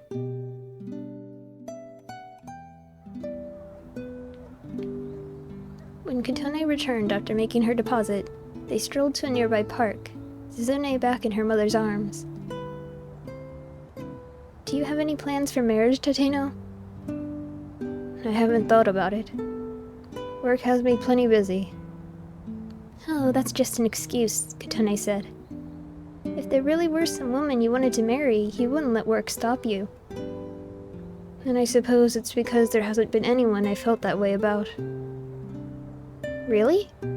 Nobody this whole time? Yeah, really. I see. But still, seeing the two of you like this, it makes me realize how nice having a family could be. Tateno peered deeply into Suzune's face. Well, if it ain't Tateno. He looked up as a cheery voice cut into the conversation.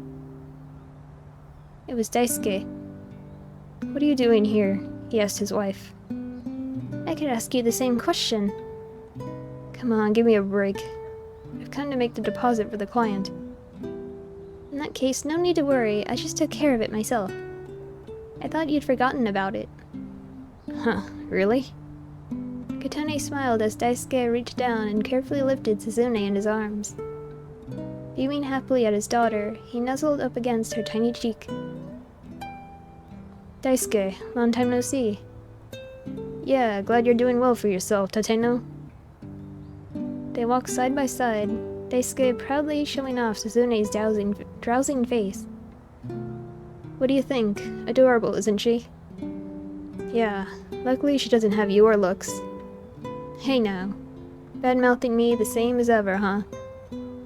Some things hadn't changed since high school. Why not drop by our place for a bit, Daisuke offered. Sorry, I'm in the middle of a job, actually.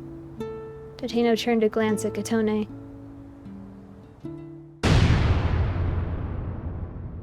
An instant later, Daisuke screamed, Katone! A man had come up behind his wife and now held a kitchen knife to her throat. Katone stood stiffly, frozen in terror. Let her go. Tateno took a step toward the man. The slightly upturned eyes, the close-cropped hair, the thin mustache. All the details matched the description. This had to be the man Tateno was after. Shut your damn mouth! You want to try and kill me, huh? This lady here wants to try and kill me! The man was babbling nonsense. The reports had said the suspect was a tweaker. Right now, his mind was probably a complete mess from meth withdrawal. Left unchecked, there was no telling what he might do. Tateno showed Daisuke behind him and drew his gun from his jacket. Wait, don't shoot! You'll hit Katone! But Tateno ignored Daisuke's shouts and trained his gun on the perp's shoulder. He was confident in his marksmanship. He'd never miss at this range. Tateno, please back down, Daisuke pleaded, Suzune still clutched in his arms. I beg you. I can't, Tateno hissed under his breath. This isn't someone we can reason with. The assailant began waving his knife about. He could stab it into Katone at any moment. Tateno had to take the shot now. He aimed for the shoulder of the arm the man held his knife in. Tateno, stop! Daisuke shouted. Don't do this! For a brief moment, Tateno's eyes met Katone's. He thought he saw her give a tiny nod. Don't shoot!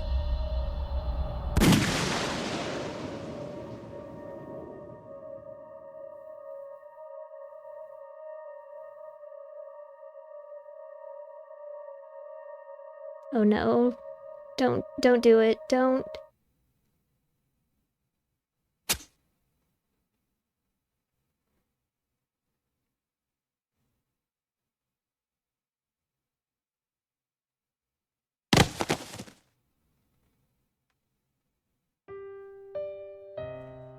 It was all over in an instant. By the time Tateno had the perp subdued, Katone's white shirt was soaked through with red.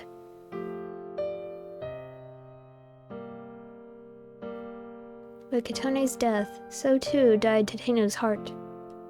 Whatever feelings had lived inside him had been reduced to cinders, leaving only a never-ending need to atone.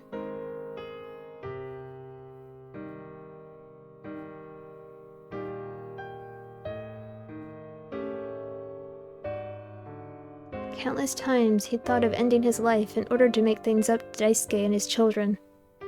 The only reason he didn't go through with it was that he knew death would be the easy way out. And so, he stayed on as a detective. He would carry the weight of his sins with him for as long as he lived. This was the sentence Tateno gave himself.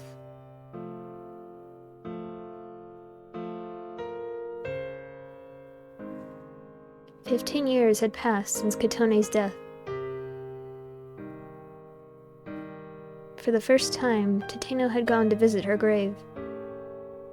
He was standing by the grave marker with his hands clasped when someone called out to him from behind. Excuse me." A slender young girl stood there, flowers in hand.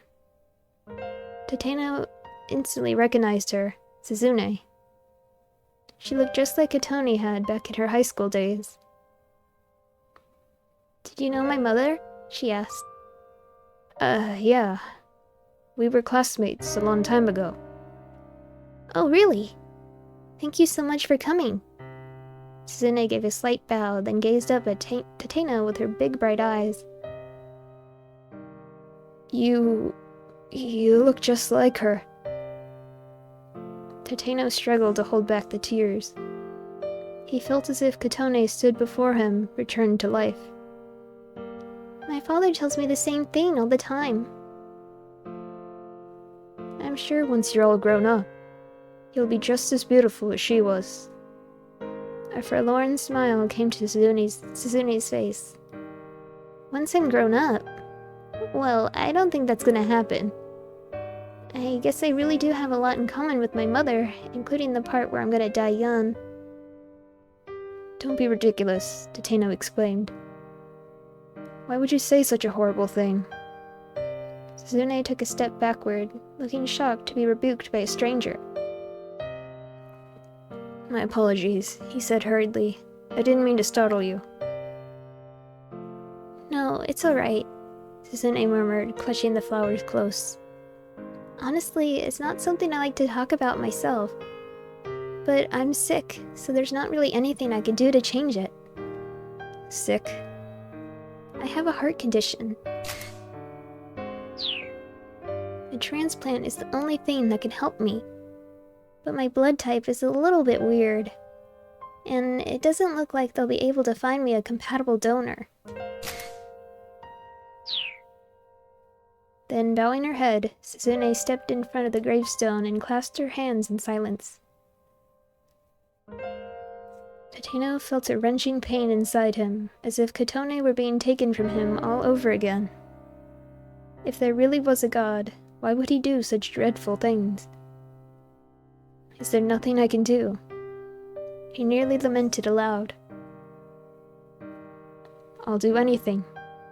Suzune, I'll do whatever I have to in order to save you." Tateno clenched his fists as he stared at the grave. "Tell me, Katone. What can I possibly do for your daughter? Please tell me. Please."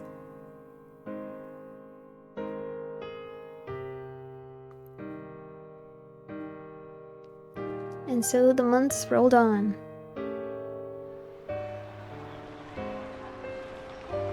Everything changed just after 10 o'clock that morning. Tateno was on the stakeout when his cell phone rang. He glanced at the call display and saw Daisuke Endo's name. He hadn't heard from Daisuke in years now. Fearing that something had happened to Suzune, Tateno answered the call despite his current tense circumstances. At once he heard Daisuke wailing. "Suzune had a seizure. She might not come back from this one." Tateno's terrible suspicions had been right on the mark. He felt himself growing weak. "Please," Daisuke exclaimed. "You need to shoot that girl you're with, that Hitomi Osawa. You need to shoot her in the head. We have her heart. If we have our heart, we can save Suzune. At first, Tateno couldn't make sense of what Daisuke was saying. Hurry up and shoot. Shoot her, please. Hitomi Osawa has the Bombay blood type. Wait, hold on, Tateno said, keeping his voice low. You want me to kill Hitomi Osawa? Why? He quickly scanned their area. Daisuke, are you nearby? Wait, where are you? Don't worry about that. If you can just render her brain dead, we'll be able to transplant her heart into Suzune.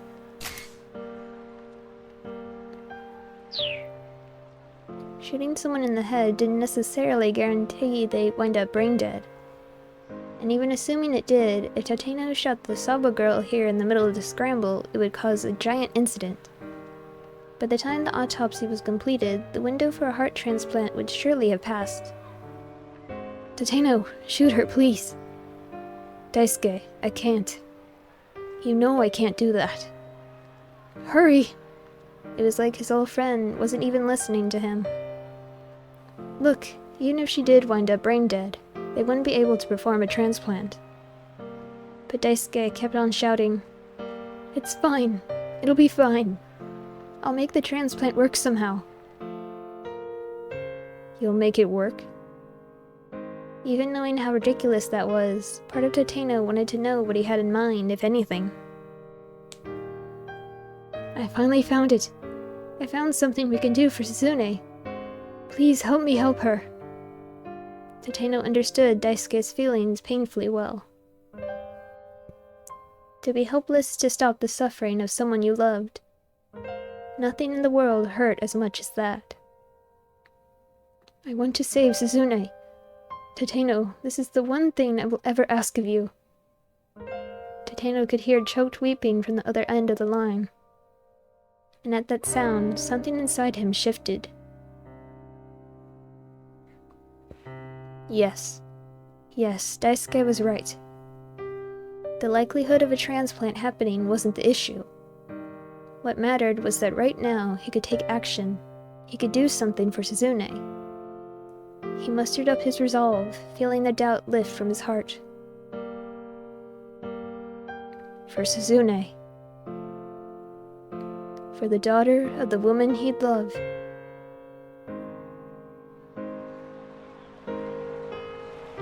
Tateno checked the gun tucked inside his jacket, then slowly began making his way through the crowd toward Hitomi.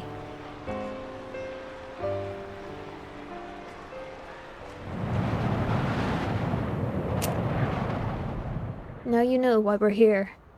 Tateno gestured subtly with his gun, its barrel still pressed against Mario's temple. Kano's own gun wavered in his hands. He was crying inside. There was nothing else he wanted to hear from Tateno now. And now he was sure of one thing. Words were never going to stop this man. Kano, Tateno said. At my age, I've seen all sorts of young detectives come and go. He fixed his lonesome gaze on Kano. And you're about the worst of the lot. Whenever it's time to take action, you immediately do something reckless. Do you know how many formal apologies I've had to write because of you?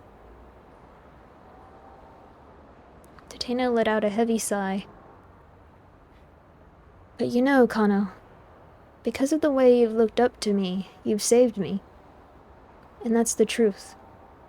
He sounded like a man speaking his last words. Now come on, see if you can stop me. He pressed the gun harder against Maria's temple.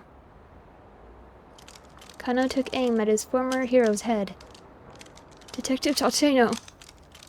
His finger wavered on the trigger. Shoot him. You have to shoot him. If you don't shoot him, Maria is going to die. He tried desperately to convince himself. I am going to stop you. Tateno looked him coldly in the eye. Do it then, shoot me. Kano stared right back. He tightened his finger on the trigger. Hurrah!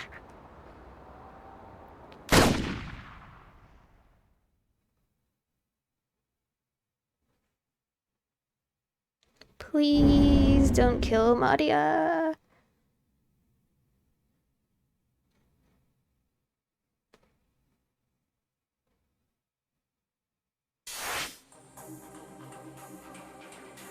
Minorikawa.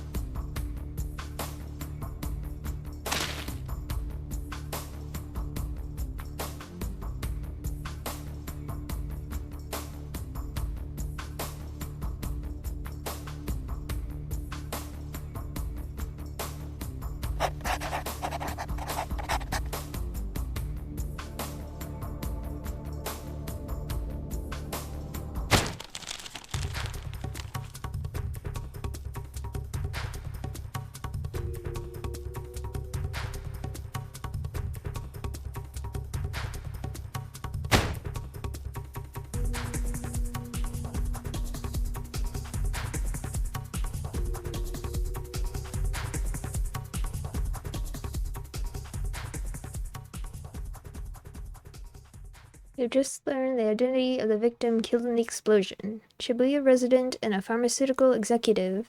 Shibuya resident. Norikawa tilted his head in confusion. Toyama didn't live in Shibuya.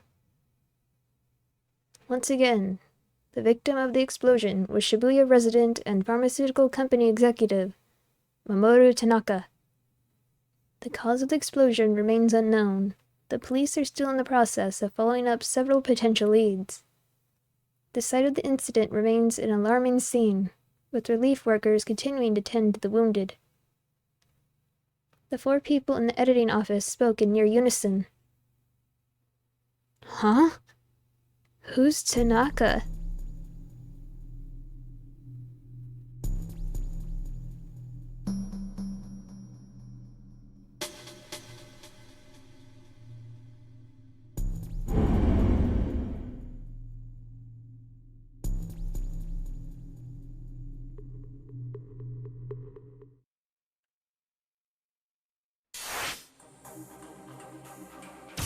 So,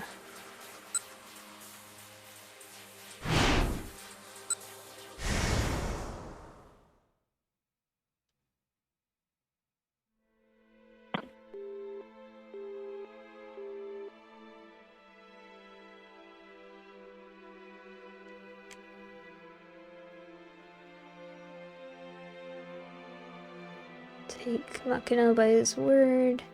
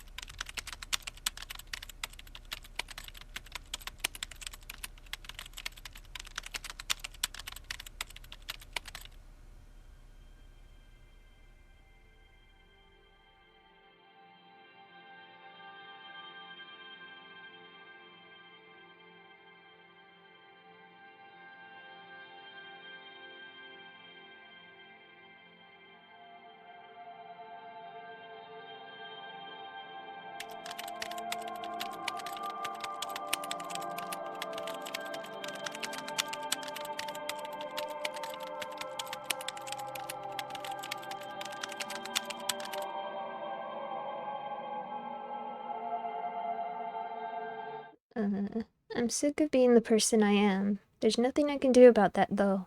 I'm sure it's far too late for me to change. He poured out all his negative emotions into his post. It felt like stream of consciousness drivel, but he didn't hesitate to write it down all the same. He wanted other people to know what a miserable excuse for a human being he was. At last, when he couldn't think of anything else to add, he posted his bitter confession to the forum. He was staring numbly at the monitor when he heard a ferocious shout from the next room. "You have got to be kidding me!"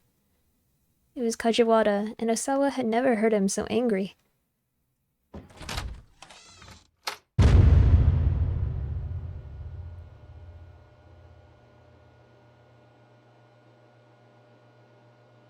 Osawa headed into the living room and found Kajiwara embroiled in a vehement argument with the other detectives. "I don't care what HQ's policy is, I will not just quietly go along with this." Kajiwara had already screamed himself red in the face. "You're out of line," snapped one MPD detective. Kichi Sawatari. "Hold your tongue. I don't care if I'm out of line. You may have talent, I'll give you that," the other detective said. "But you're a precinct detective, and this isn't your jurisdiction. It's not your place to question orders from higher up."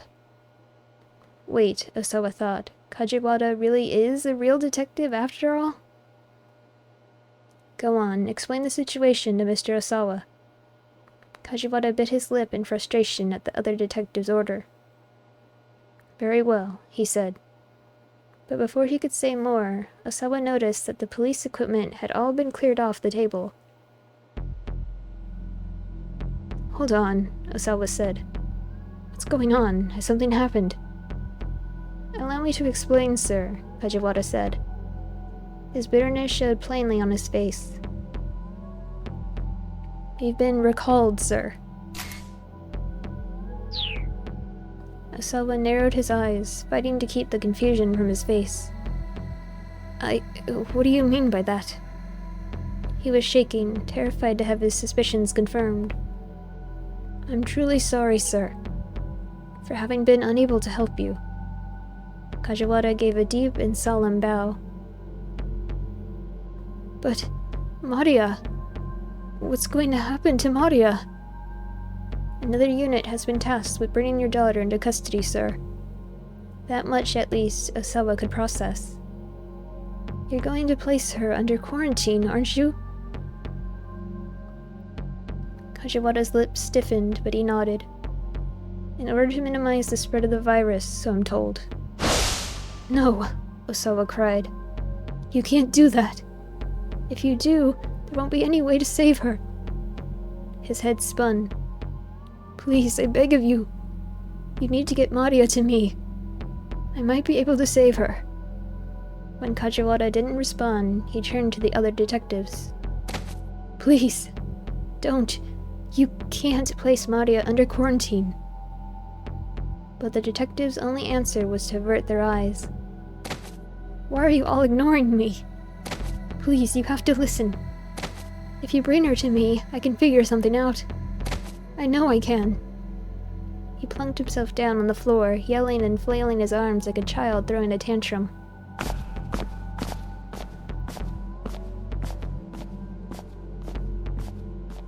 The detectives exchanged sullen looks with one another and then walked off and left him there. He knew he must be a sorry sight, but nevertheless he kept shouting after them. "Please, don't stand by and let my daughter die."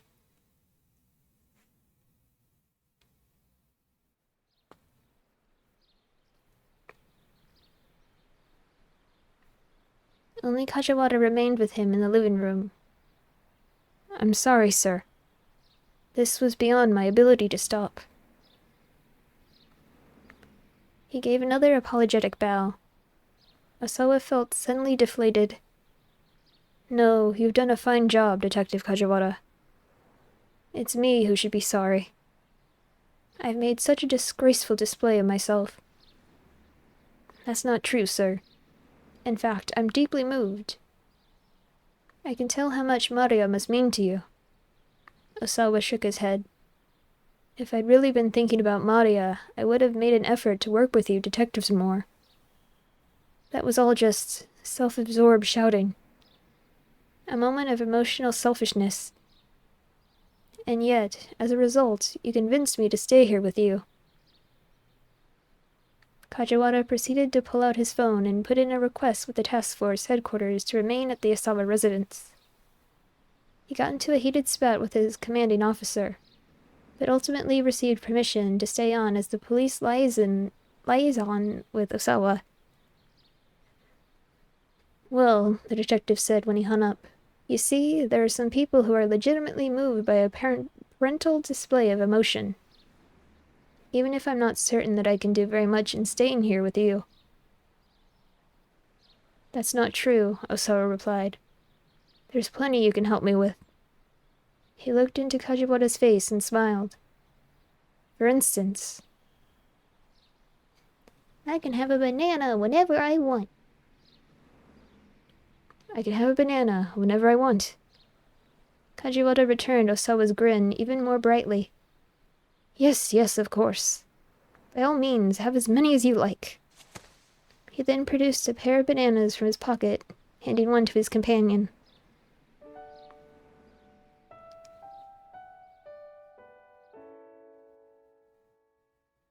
Osawa peeled his banana and took a hearty bite. The mild sweetness was pleasant and soothing. It was a flavor that brought back memories. I often eat bananas when I go to the park with my daughter, Kajiwara muttered between mouthfuls.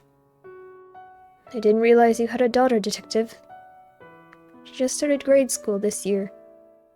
Oh, really? She must be adorable. Well, I don't get to see her as much as I'd like. A lonely sort of smile crossed Kajiwara's face. Why's that?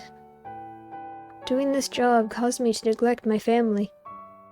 Finally, about 2 years ago, my wife hit me with the divorce paperwork. I wanted to be able to keep our daughter with me, but... well, the law tends to favor the mother when it comes to custody issues. The detective then pulled 2 bars of chocolate from his pocket. It's good to have something sweet when you're exhausted, he said. Osawa took one, but said nothing. More recently, my ex-wife has been talking about getting remarried, Kajiwara continued. And she wants me to stop seeing our daughter. He bit into his own chocolate bar with a soft snap. It's no less than I deserve, but it still hurts. Osawa couldn't help but sympathize. The man was losing his daughter. Here was someone he could really talk to. He was sure of that much now. Detective, I apologize. I've kept things from you because I was worried that they involved classified corporate information. Oh. Kajiwara's eyes glimmered with interest. Earlier today, I received some emails. They could be pertinent to the case. Would you mind letting me see them? Osawa shook his head. On the contrary.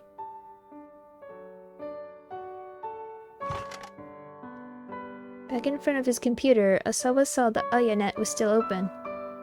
Pretty Honey had responded to his forum post. Let me read this. Hold up. One moment. Just let me read this. Osawa read the response. I got that same result. Do you really think it's too late? Don't give up hope. Hang in there. Fighting! It's never too late. Every family has its share of problems. Like, you'll never find one that doesn't, I'm sure. When it comes to family, there's no such thing as game over. So don't let it get you down, Julie.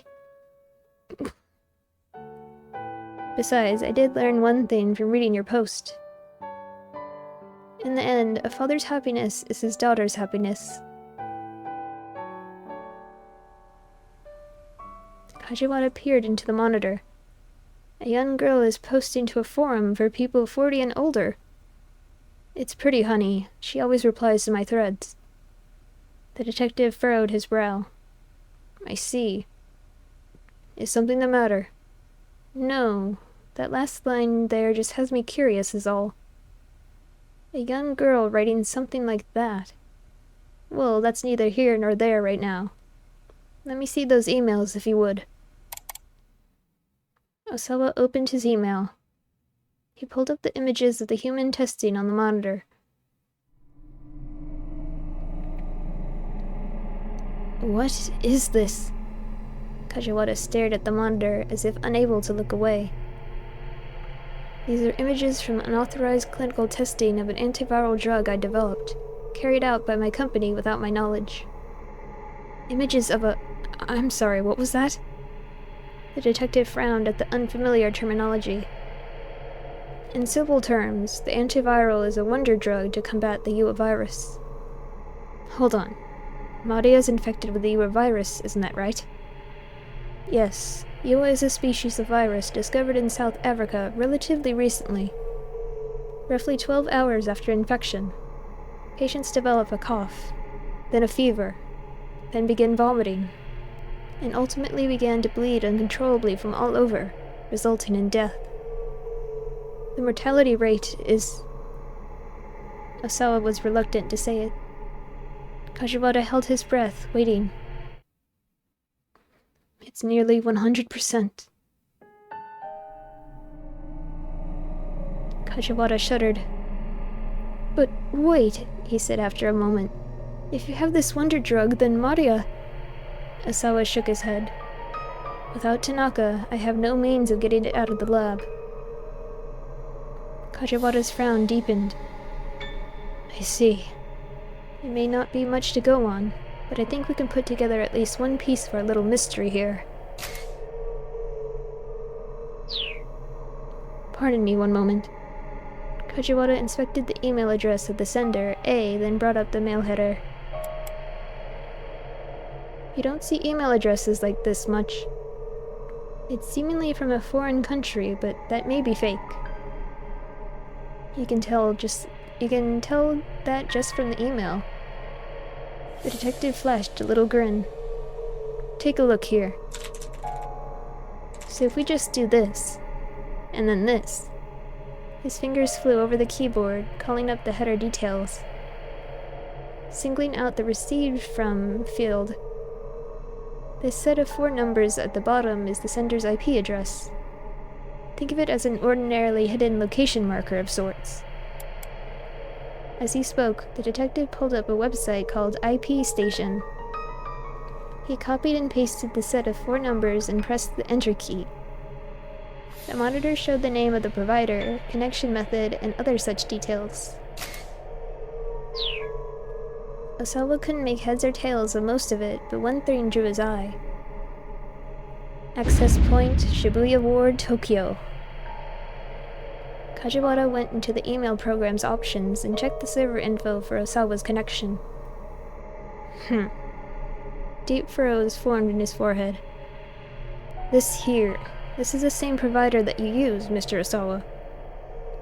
What does that mean? What kind of internet connection do you have here at your house? What sort? Well, it's plugged in over there, but... Osawa pointed at the router. And does everyone in your family use that same line? Yes, I think so. Kajiwara opened up a command prompt, then typed ipconfig. Okay, so... if the same numbers we saw before pop up here, that's a bad sign. Oh? Osawa stared at the monitor. Kajiwara pressed enter, and a black window covered in white alphanumeric characters appeared. What the heck? Kajiwara muttered under his breath. Wait, what's going on? Osawa asked.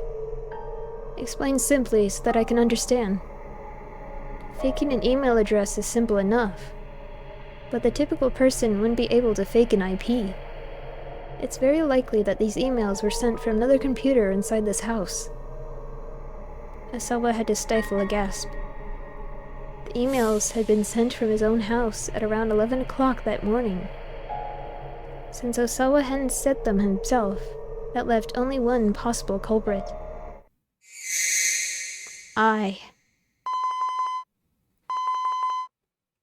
Suddenly, his phone rang, nearly startling out of his seat. Makino's name showed on the incoming call display. Osawa quickly picked up. "Is there an update on the emergency board meeting?" he blurted.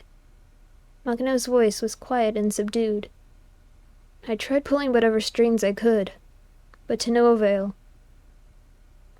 I'm afraid holding a board meeting today just won't be possible."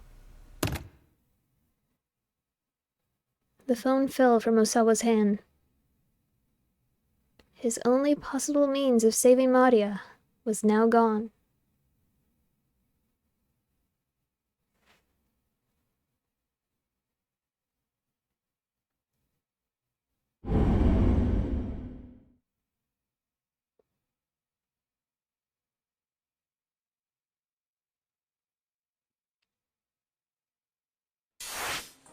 Don't let her die, please.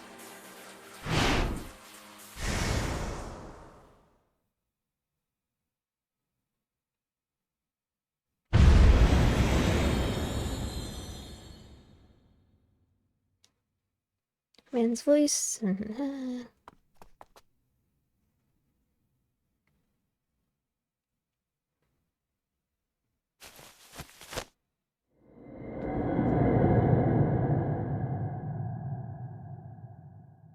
The first thing I see is a huge blimp drifting slowly by overhead. I'm sure I've seen it before. And pretty recently at that. There's a flash of revelation inside my head, like a dam bursting. My memories come flooding back to me.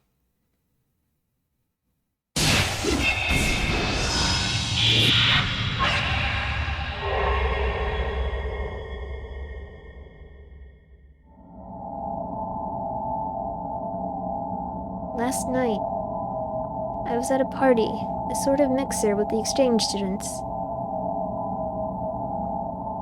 Someone was plotting to use this party as an opportunity to abduct my sister, he told me.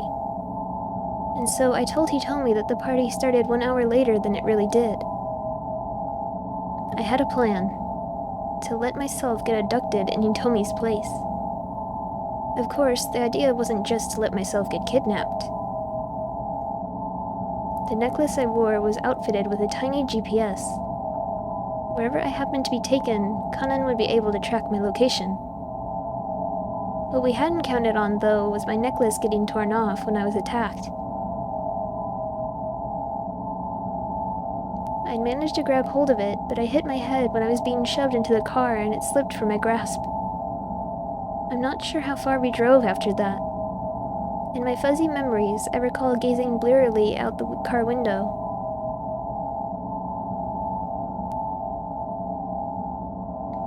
That was when I saw the blimp, right after we parked.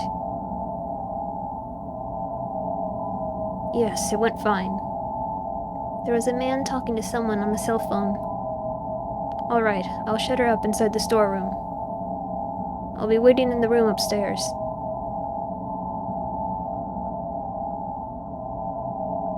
The man dragged me out of the car and shoved me into some dark storeroom.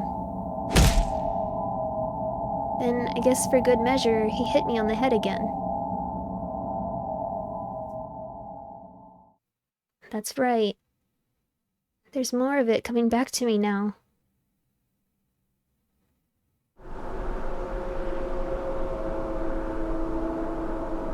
You spent your life living in a country at peace, in Japan. You couldn't possibly understand me.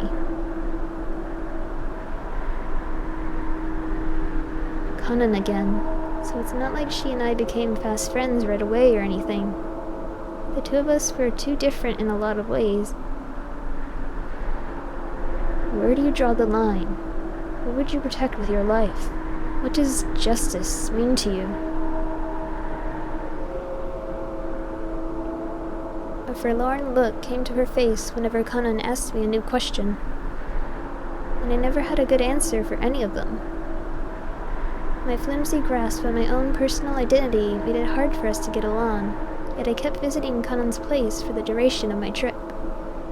I recall doing the cat's cradle there at the table one time when we didn't have anything in particular to talk about. Her eyes had gone wide when she saw me deftly manipulating the string with my fingers. "Who taught you how to do that?" she asked. "My mother. My real mother, that is." Kanan furrowed her brow. "What do you mean, real?" "As opposed to my stepmother, I mean. My birth mother died after getting really sick.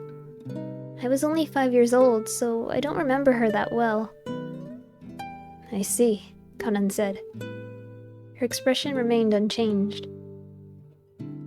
"What about your parents, Kanan?" "I don't have any. They died during the war." The bluntness of her response made my hands stop, the string still stretched between them. Sensing that we were treading on some serious ground, I hurried to change the subject. Do you have any friends?" "No. Well, I used to have one." Her use of the past tense made me fear the worst, and I was right. "He was killed, too, by an arms dealer named Alfred." Her tone was dry, matter-of-fact. Taking revenge for his death is my sole purpose in life. Despite the gravity of her words, her face was an unreadable mask.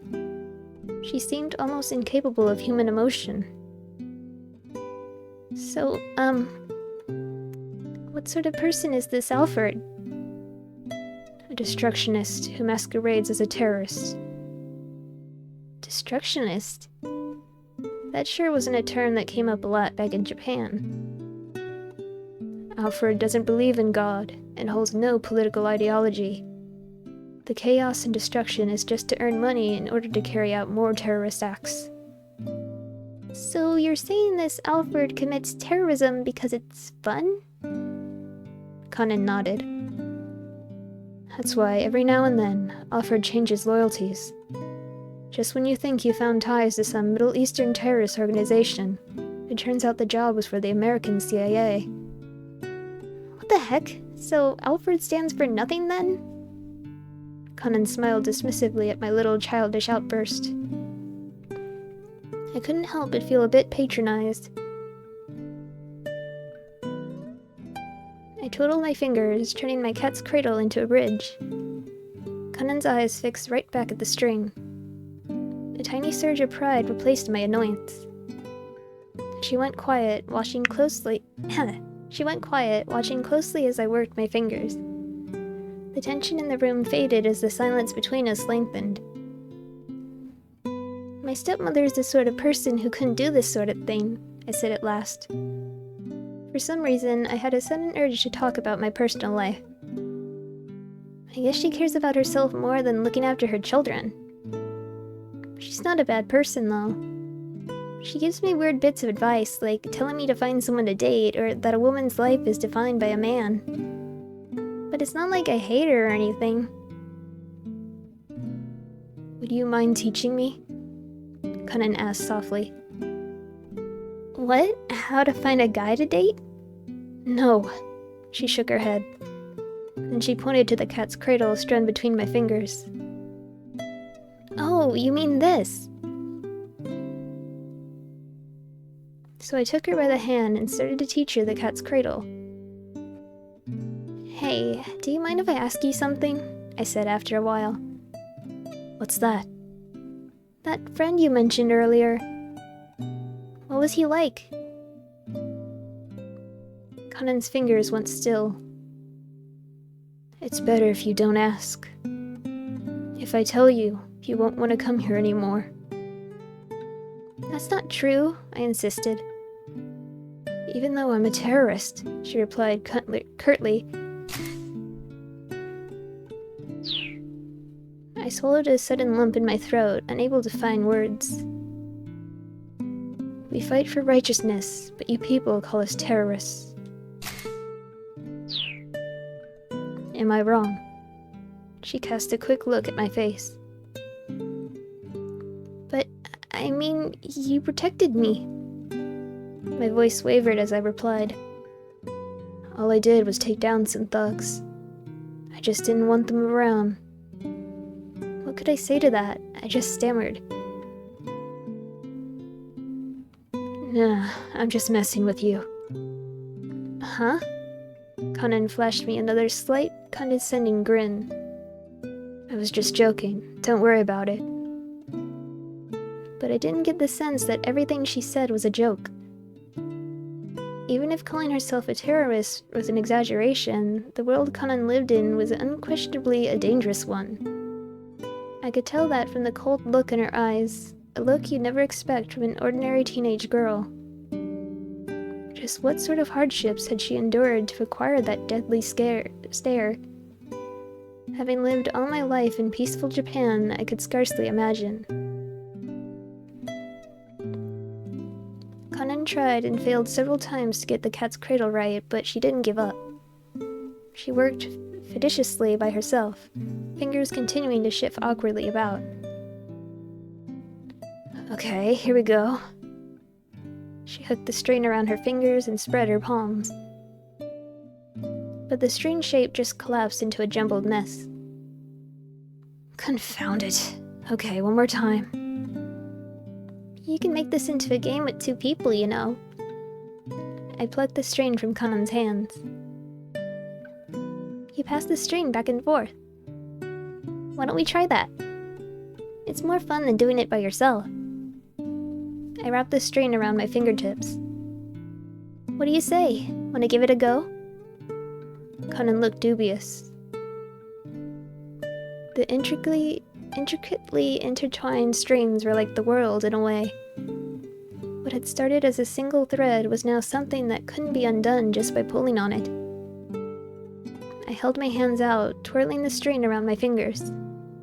Conan took the pattern from me and spread her palms apart. She made a perfect bridge between her hands.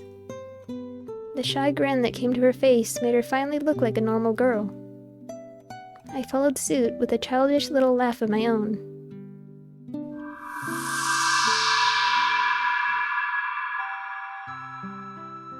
And, as if in a blaze of sunshine, the fog that's been hanging over my mind finishes receding. I remember everything. My name is Maria Osawa. My sister is Hitomi Osawa. And Kanon. She's a dear friend who I met in a far-off land. She helped me once, and now it's my turn to help her.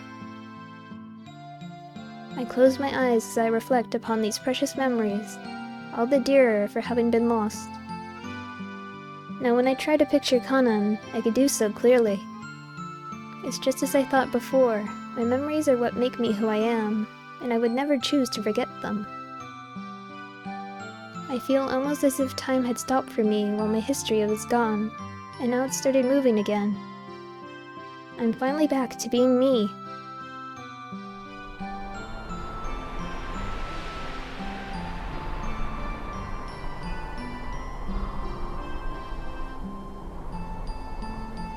And I have to go. I have to go back there one more time.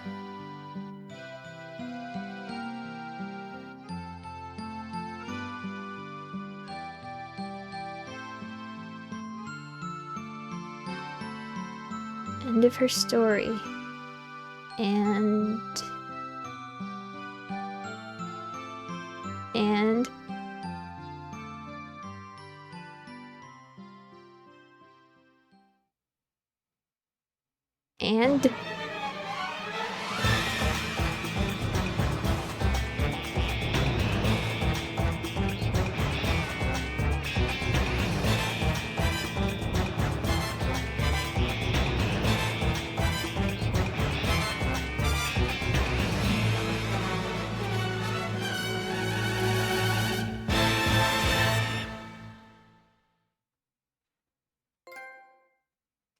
don't let her be dead, please.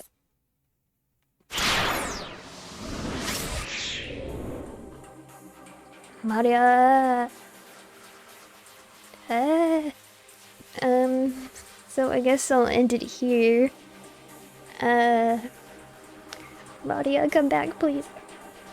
So next time I'll do 17 to 18, aka 5 to 6.